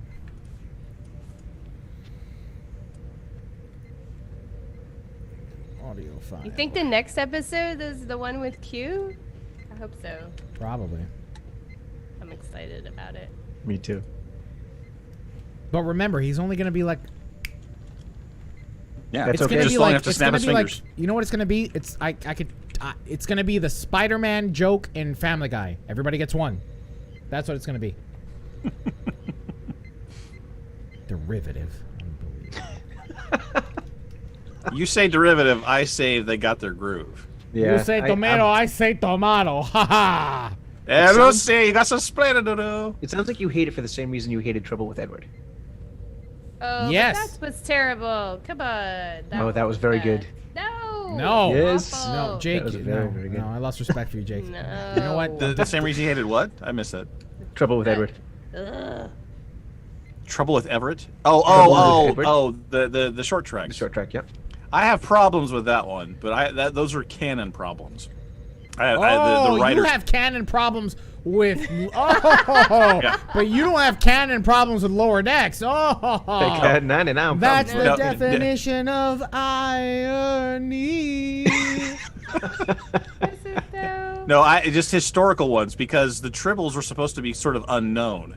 If they had lost an entire starship due to Tribble failure prior, then there would have been like warnings, right? Like Kirk would have been like, "Hey, didn't somebody lose their ship because of those things once upon a time?"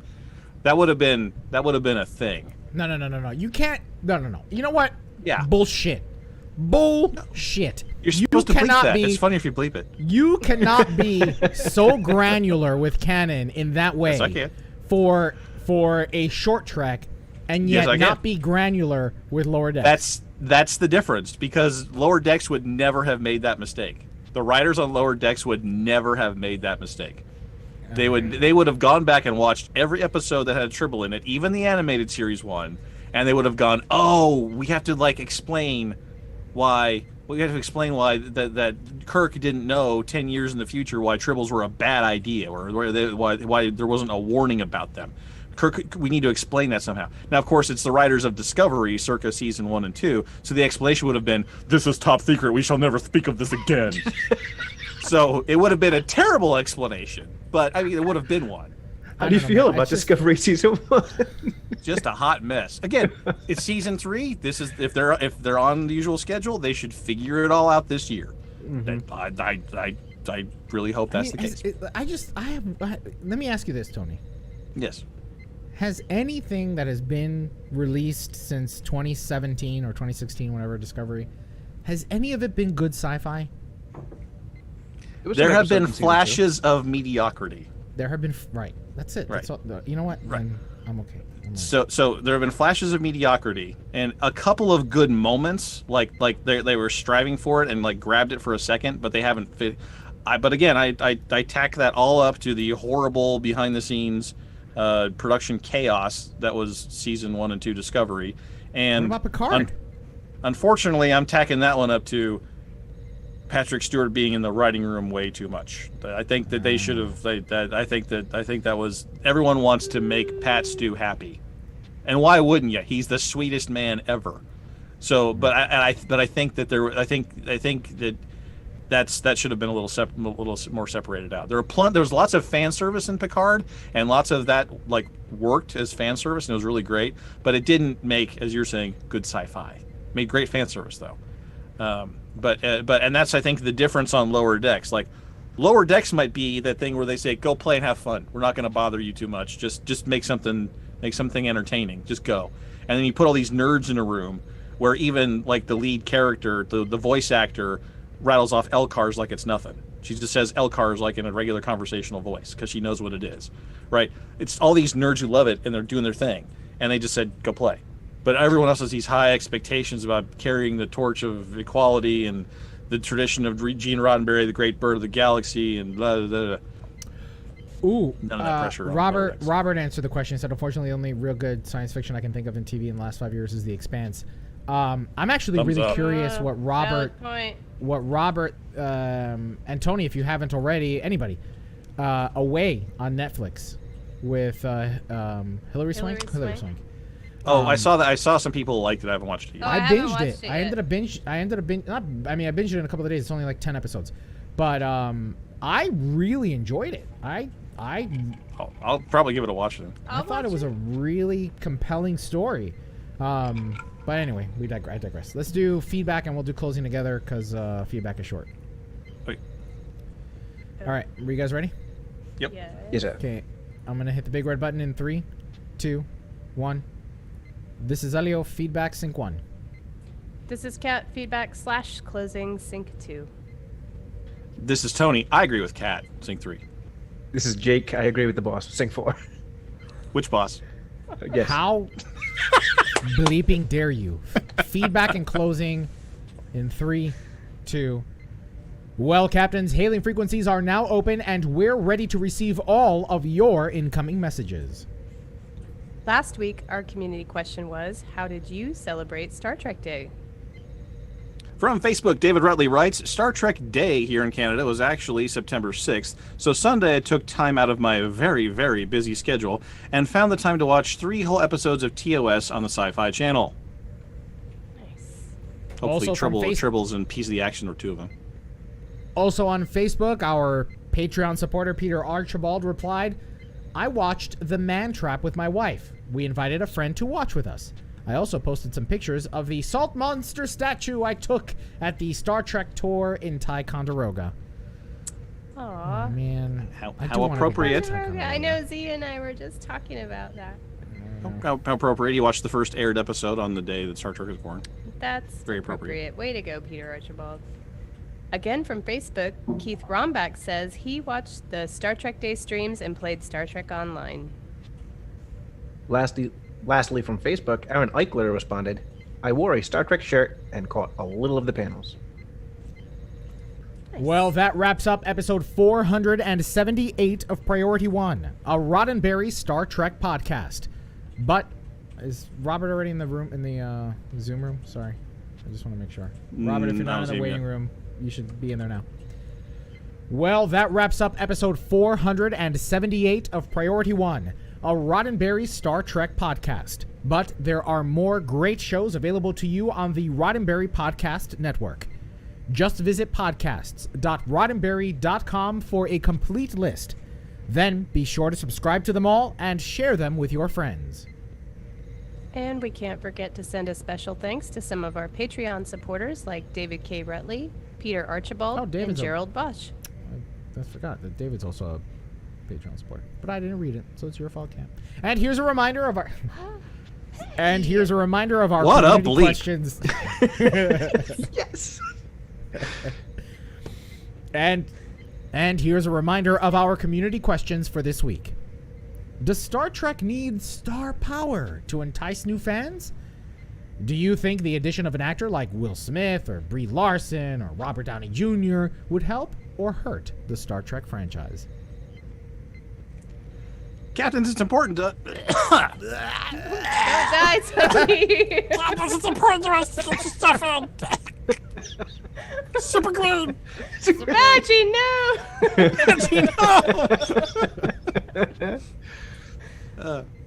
Captains, it's important to us that you get your voice heard and that you participate in the conversation. Participate? Participate. Don't you want to participate, everybody? Come on down, yo. Hoot it. I'm agreeing with Kat too much. I'm starting to talk like I'm from Texas. It's old. Captains, it's important to us that you get your voice heard and that you participate in the conversation. Leave us a comment on our website at PriorityOnePodcast.com, on our Facebook page at Facebook.com/PriorityOnePodcast, or find us on Twitter and Instagram at PriorityOnePod. And if you're still craving more, be sure to spend time with Winters, Anthony, me, plus the rest of the Priority One Armada.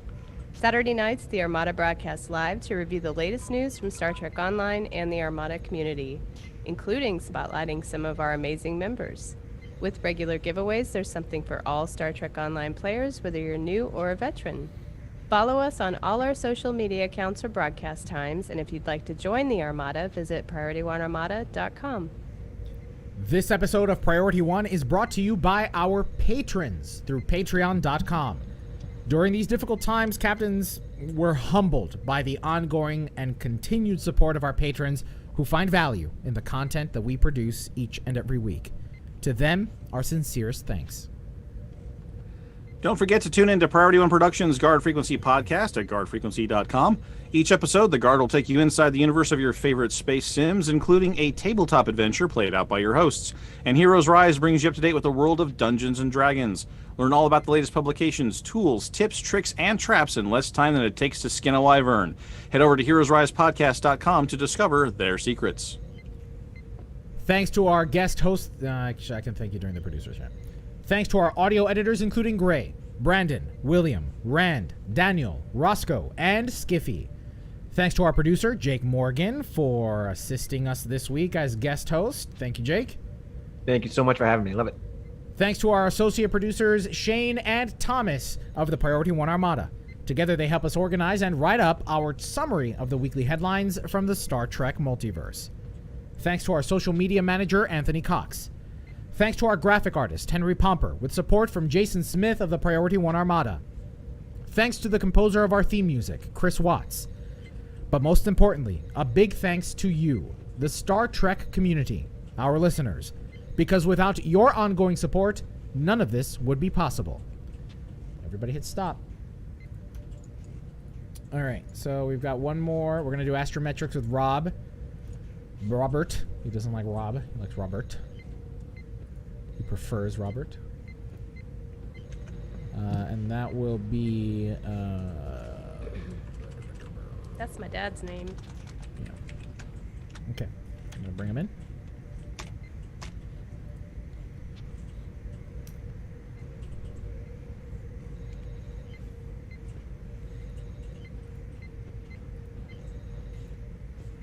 Well, his name's here. That's a start. His name's here, but... It's a good start. Better than the alternative. There he is. Hey! Rob shit from the likes of you, right? Hello, Dr. At least it's Hutt. not Bob. At least it's not Bob, yeah. What about Bob?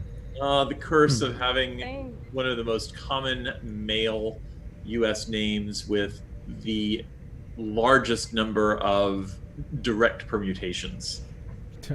I don't think I Well, found I any. said it's my dad's name too, so. Let's go. I mean, there's the Rob and Robbie and Bob. So let's go Bert. What do you think? Let me sell you on Bert. Let's go with that. What do you think? Let's do a normally rebrand. I'm against cancel culture, but I could cancel you over that. You can't say over Bert. Bert. Hey, We can put. Hold on. Tony is canceled. No. Hold on. Give me a chance. We're gonna put an exclamation mark at the end of it, and we're gonna underline it, and we're gonna have a great new font. We're gonna have like a font that you're just gonna love. That sounds really. Never admit this in person, but the worst was probably my classmate in grad school who decided he had to call me nothing but boob. Okay, that guy was on some drugs. Boob. Bleep that guy. Yeah, bleep that guy. Yeah. Hey, Kat, can you open up closing? I need you to do a different sweep. I'm sorry. Yes. Did we do a sweep? We need He's to gonna do a- sweep you we need into to do a- astrometrics. Yeah, we need And to then do a sweep you out of different astrometrics into something else. I Yeah. see. All I right. am all set up for the separate audio recording, which I've gotten out of the habit of doing. sweep. Perfect, thank you. That's all we have on screen this week. Now we welcome Dr. Robert Hurt for this for astrometrics. he appreciates you being here because you're not giving him near as much a lip as I do. So and he's then glad you come aboard. And then at the end of this segment, we have to remember to sweep out and do open hailing frequencies. I try to give him only the lip that will force him into a state of deep internal self-evaluation and reflection. I'd rather rile him up. He's funnier when he's riled up. When he's like ready to choke someone, that's where the radio gold comes in. That's where the comedy. Actually, you know what I got a real good laugh at as I was assembling last week, where I was like, where you guys were like, we do it for you on the show, and I was like, yeah, well, that's why I hate it. What do you think? And it was just so perfect. Everything was just so perfectly timed. It just got. I was like, laughing to myself. All right. It's funny now that I'm not living it. It's funny now that it's not. My pain is hilarious. Yeah, but it's over. I've had 3 days to recover. Now it's funny. Well, maybe I'll laugh about my filling and crown job in 3 days then, because I know. Dental work is hilarious. No, it's absolutely hilarious after its history. My brother called me Monday morning, yesterday morning, and he was I couldn't understand him, and plus it was early, I hadn't had my coffee yet, and then he was telling me his dentist had done something to him last Friday and was starting to like swell and hurt. And so this guy's like a firefighter. And he's near tears, and I'm like, dude, that's. Is he single? Wait, what? You have a brother that's a firefighter? Yeah. Wait a minute. Sorry, he's taken. Married in 3. Sorry. Sorry. Jake, you're supposed to be setting me up with some of your single firefighter guys. Sorry, Kat. My dentist is just, I don't know, I was a couple months late for the appointment. COVID and all that stuff, and then I knew that there was some work that had to be done, but then all of a sudden started scheduling like everything all at once, and so I had to go in today for a filling and a crown, and I was also scheduled to go in on Friday for another filling and or crown. And so after he finishes like 90 minutes on me today, he starts explaining how, so only chew on the other side of the mouth for 2.5 weeks, because that's how long it'll take us to get the permanent crown, because we have a temp in there. Question. And then I'm like, wait a minute, and he's like, oh yeah, I see that you're on schedule. Maybe we should postpone that one then, if I need the other side of the mouth for 2 weeks. So that's the way you want to work it. Yeah. What's your take on pudding? Do you enjoy pudding? I'm like on nothing the soup but diet. pudding? What? Yeah. What? Pudding. Yeah. That was awful. I'm so sorry. Are we All live? right, guys, you ready to? Yeah, we're live. Let us do astrometrics. All right. Before anybody notices that horrible joke Jake made. I'm gonna hit the big. It's too late. All right, I'm gonna hit the big red button for astrometrics in 3, 2, 1. This is Elio. Astrometrics, sync 1. This is Kat, Astrometrics, sync 2. This is Tony, Astrometrics, sync 3.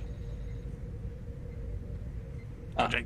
This is Robert, Astrometrics, sync 4, but I just realized I had to get these headphones in so I don't get crosstalk on my recording for you. This is Jake, Astrometrics, Sync 5. Okay. Give me just a moment. Oh, never mind. I need to switch my Just audio. gonna change the audio output. I can do another impression if you want. No. Oh, please. No. No, come on. Come on. You know you want to hear another one. You can just bleep the whole thing out in post. Here's my Christopher Walken. No, I'm just kidding. More cowbell. Wow. Everybody can do Christopher Walken. Wow. I noticed. Sorry, I wasn't ready for this. This is weird. All right, hold on. Everybody stop your track. The and stop hottest your thing action. about podcasting. Are we stopping? Yeah, Hold on everybody. a second. Clear, It says it's clear going your to my decks. headphones, but my earbuds. Clear. Wow, your deck is cleared. Wow. It's amazing the technology that goes into making things for the internet. I have to Excuse tell me you. while I check the time. Uh-oh. Get it? It's Get it? We had I a had scientist here your father's from the wristwatch. JPL, and now This he's uncomfortable hunk of metal. Totally unprepared to actually do his extra recording correctly. gone. Now there's wires everywhere. Now my That's right, interest teacher is guy. in- First, we it's were at the like part of the my- podcast my- where we were sharing medical stories. Now we're at the part of the podcast where we all do Christopher Walken impressions. Kat, you're up. And terrible, terrible Christopher Walken. This is- I can't. It's the worst. Uh, Neither can we, Cat. yeah, Join we in. can't either. Don't feel bad. Yeah, just jump right in any time with Just your terrible like, Christopher more Walken impression. cowbell, more cowbell. Perfect. Nailed it. Am I recording these things separately? Yes, this is a whole. Oh, the sweeper. Yeah. This Yeah, really can you do the sucks. on-screen one separate as a separate file, please, and label it Separate. 5A. Yes. That's tough to spell. Whoa. Ah.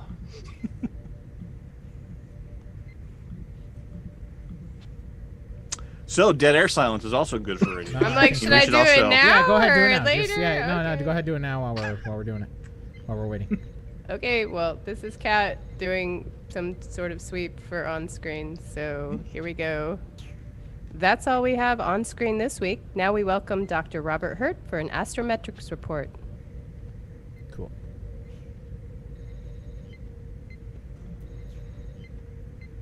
Preparation is the cornerstone of our. Okay, great. Now I can't organization. hear anybody at all.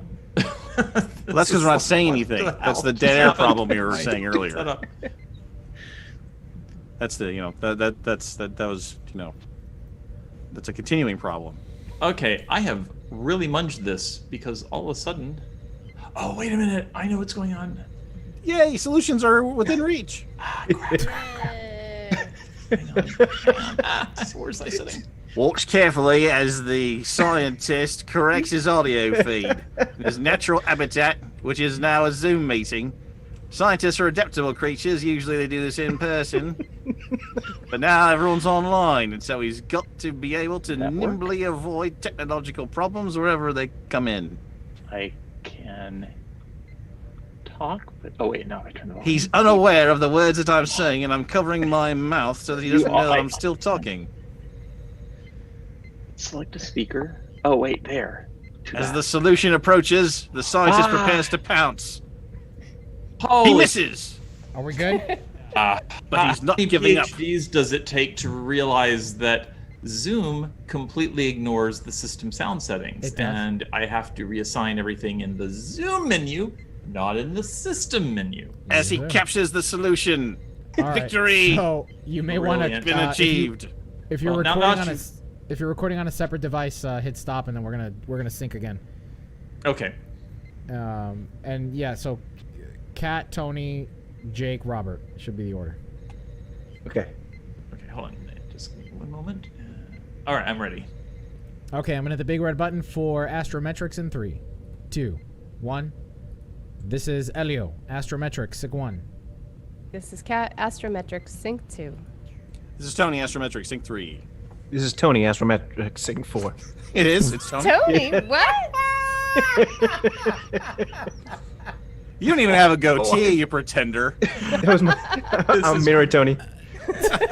No Okay. goatee. You are Mirror Tony. That's right. Okay, and this is Robert Sync 712. I don't know what. While I was setting this up, all of you people, your voices turned into that slow motion voice sound, like out of that Star Trek episode where when they speed up and they talk they talk fast, and everyone else is, and you Wink, all wink. like that's all I heard was this. All right, astrometrics in 3, 2. Captains, this episode we are pleased to have with us Dr. Robert Hurt. Dr. Hurt, what do you have to report this week? Well, I am glad to be here in maybe a more conversational astrometrics report this week, and I just wanted to ask a question. Do you guys like black holes? Yeah! Yeah. I just ate. I'm not hungry at all. But thanks, Robert. Oh, Only well, 30 yep. minutes. I love that drink. Black holes will do all the eating for you. So, this has been a really good year for black holes, I've got to say. And as a lot of you know, have followed the astrometrics on the show for a while, you know that my day job is in part doing visuals to help communicate science results. And this has been such a weird year because all of a sudden, all I seem to be doing now is illustrating black holes because there's been so many really cool results. So I wanted to just come on and share a few and see if you guys had any other black hole questions you wanted to clear up. But let me ask a question. Where do you think the biggest black holes are in the universe? Does anyone have? Outside of our galaxy. That's a pretty generic answer, but I would say at the centers of most galaxies.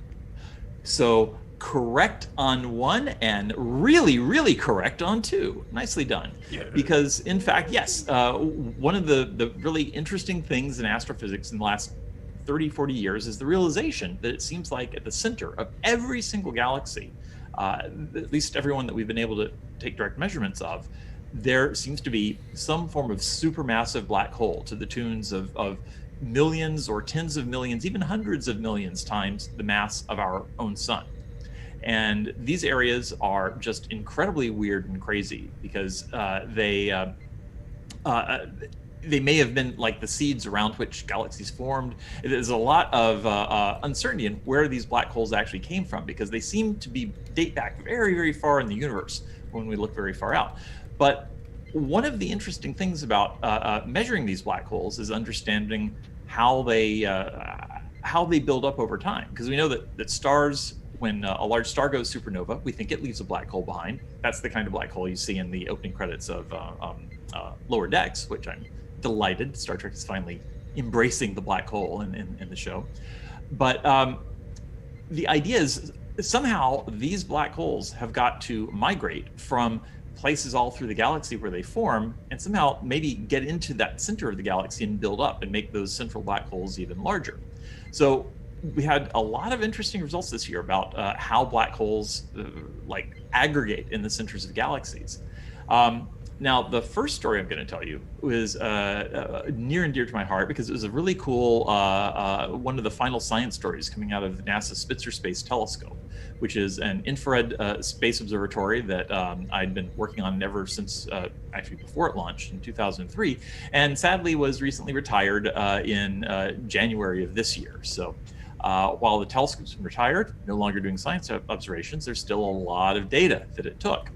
And one really interesting study it made before it shut down was a really, really cool named galaxy, OJ287. I mean, you gotta say, we astronomers know how to name things, right? I'm inspired just listening to that. Isn't that just OJ287? Well, one of the weird things about this galaxy is that it has been known for decades to have bright flashes happening in the area that we think is in the swirling material around that central black hole.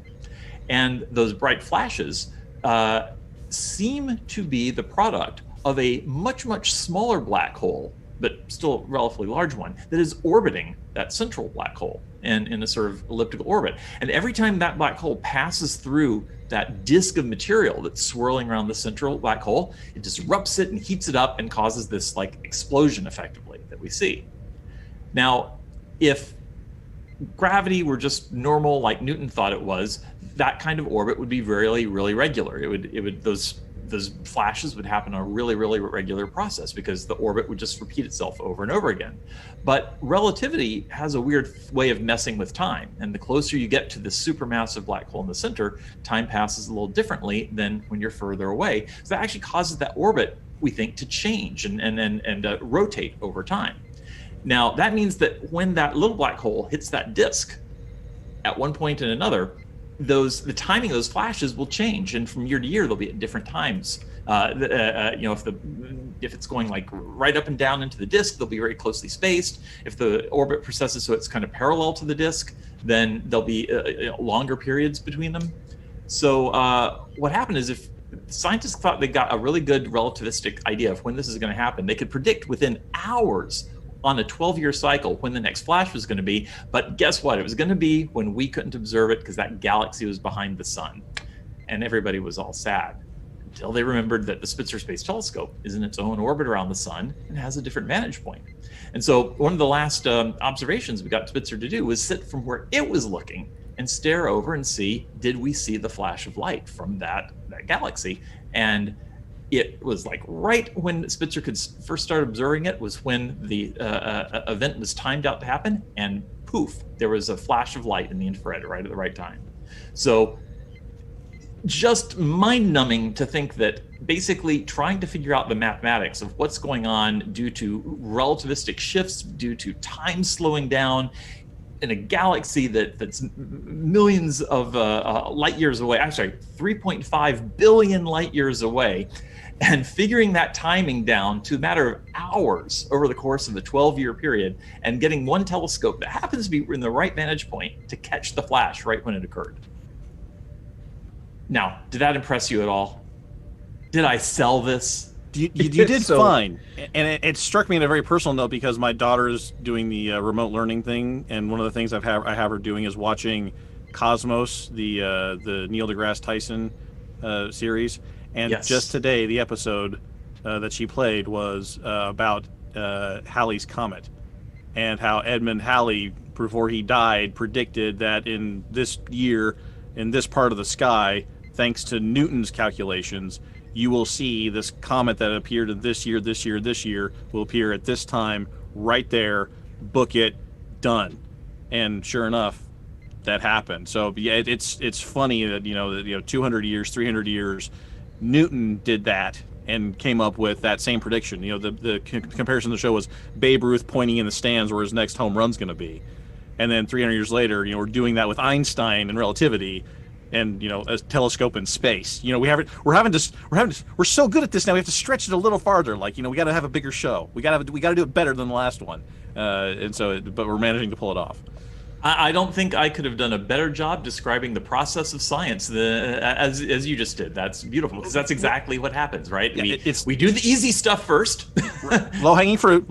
Yeah, grab it. Stuff that's nearby now, and then eventually we can push this out, and we actually can start to make predictions about flashes of light from galaxies 3.5 billion light years away from us, and get it timed down to like the hour. So that was a pretty cool result. But the other big thing that's happened in the last couple months in terms of releases comes from a project that I've talked about before, and you may have heard of, one called LIGO, which is this now a network basically of gravitational wave detectors. They basically have these really long vacuum arms that are like kilometers long. They fire laser beams up and down and have them reflect back and forth. And they look for the tiny little fluctuations in basically the spacings between the mirrors caused by the passage of a ripple in space-time as it comes by us. Just absolutely minute. These are literally the most precise measurements ever achieved by humanity in our history. And so we've been now detecting in these incredible gravitational wave signatures of black holes that spiral together and merge to form a single black hole. The first announcement was a few years ago.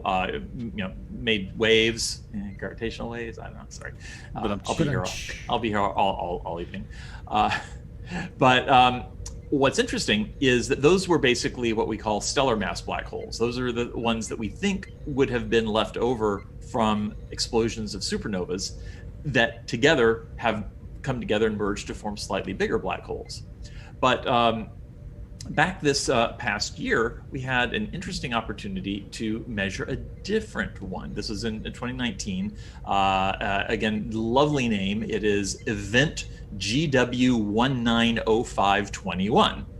That was in March. Yeah. Well, this one tells you something happened because they said it's events in the name, so that's better. Exactly, yeah. So this was now the most massive black hole merger ever detected. The two progenitor black holes that formed the final one were thought to be around 66 and 85 times the mass of the sun. And they formed a black hole that was about 142 times the mass of the sun. And if you actually add up all those numbers, you'll see those two numbers don't quite add up. That's because some of the energy got lost creating all the gravitational waves that flowed out from that incredible event. This was exciting to physicists, though, because this was the first detection now of what we call an intermediate mass black hole. We know we've detected evidence of these supermassive black holes in the centers of galaxies. We've detected evidence of black holes about the size of things we think are left over from supernovas, and we've even seen those kind of merge. But this is the first time we found a black hole in this category that we think actually forms hierarchically. Someone's waving his hand. Question. What? Question. So the mass was lost due to the merger of the black holes and converted to gravitational energy. So Yes. E equals mc squared works on gravity too. It works on everything, and especially gravity. That kind In of fact, hurts my brain. That's actually why black holes merge to begin with. Because if you just put two things in orbit around each other, they'll just normally, in a Newtonian world, they'll just do that forever and ever. Their energy's balanced, they go in an orbit. But the trick is, because of relativity, two massive objects orbiting each other are actually creating ripples in the fabric of space-time, if you will. That drains energy out of the orbit. And that causes the orbit to start going closer and closer, spiraling in. The rate of it actually increases over time. It speeds up, and then it makes these little gravitational wave chirps that sort of go whoop. If you convert it into sound waves. So that's where you know where to look to see something that's about to get smushed together. It's chirpy. That's how you know what merged. Is you listen to that chirp, and the frequency of that chirp tells you how big the objects were and how big the thing they formed was. Can you guys believe that 30,000 years ago we couldn't figure out dogs? Well, I don't know. I think next episode of Lower Decks we're going to improve upon dogs if I caught the trailer. That very well read the could trailer be. correctly. For time, we have to wrap it up. That's why I was doing that. Oh, okay. Well, all right. I was just going to leave you with that. But this is the first time now we think we actually saw a black hole form from black holes that themselves were the result of other black holes that merged together. So this is now, we're seeing that chain of events that lead you from stars blowing up that start merging together and start forming those, or merging into those supermassive black holes in the center.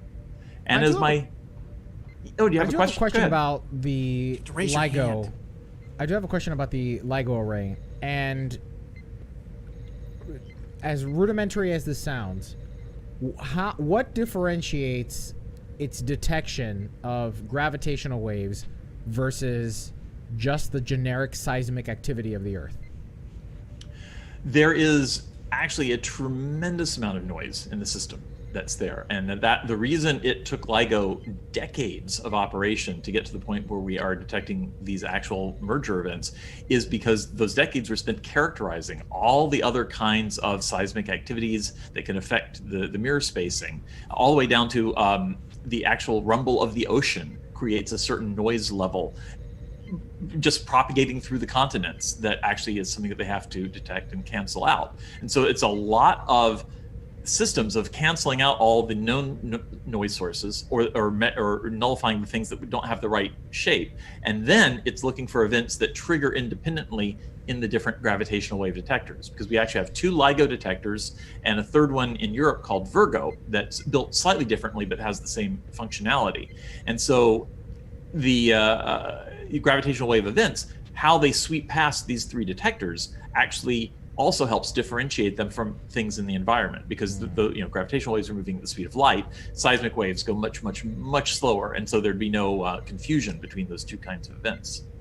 So there's like a bunch of scientists going, this is what the ocean waves sound like. Bzzz. No, they sound like this. Bzzz. No, a little higher. Oh, Bzzz. nice tie-in. Nice tie-in. That is literally how the science works, Yeah, I, they're like, no, tie-in. but wait, gravitational waves, they sound like. Nice tie-in, Cat. actually, Well- it's more like a whoop.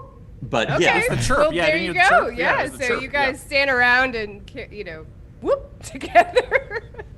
Well, Dr. Hurt, I want to thank you for joining us on this episode for a very deep and consuming, get it, because it's a black hole, discussion Boy, we gotta stop this. We for gotta stop this episode and its astrometrics report. Captains, be sure to catch Dr. Hurt during After Hours exclusive to our patrons over at patreon.com/Priority1. At just $10 a month, you get 4 extra episodes of us ranting. It's great. But now, let's open hailing frequencies and see what's incoming. Okay, everybody hit stop on the respective recordings and export. All right, Captains, we hope you enjoyed this little extra bit for Priority 1 here during the live channel. Robert, thank you for joining us live to deliver Astrometrics. Always a pleasure. If you wanted to do this more frequently, you're more than welcome to. And we can have more Astrometrics reports because people love them. So Who we'll doesn't talk, of love course, about it. science? And if Yay. people have questions they want to bring to Astrometrics to have answered, we can do that too. Oh, that's true. Yeah, that's true too. That's a great true. idea. That's a good idea. That's a really Oh, good and idea. by the way, you do have the recording from the Zoom too, right? After all of that, Oh no! User We do have the error. recording for We Zoom. do have It's the- recording we right do. now. Well, Captains, I want after to... all that, I didn't hit record because that's too Big red complicated button, for my Dr. pinheaded Robert. little brain to understand right now. I blame it on all the Novocaine that's flowing through. Drugs is blood. always a good drugs. excuse. It's the drugs. Yes, yeah. Well, I think Captains, podcasting counts as heavy machinery. I definitely thank think you so. so very much for joining us on this live broadcast recording of Priority 1. We hope that you'll join us again next week. Same time, same place, at 9 o'clock Eastern on Facebook, Twitter, Twitch, and YouTube. In the meantime, don't disconnect from us, Captains. Stay up to date and follow us and engage with us on social media, on our private on our private channels, on the official channels. You name it, find us, and we'll be sure to chat with you. So until then, say goodnight, everybody. Bye, y'all. Good night, everybody. Good night, everybody.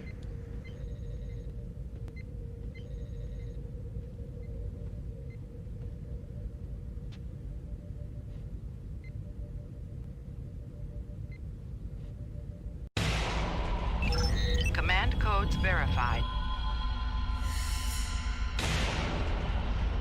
Priority 1 message from Starfleet coming in on secured channel.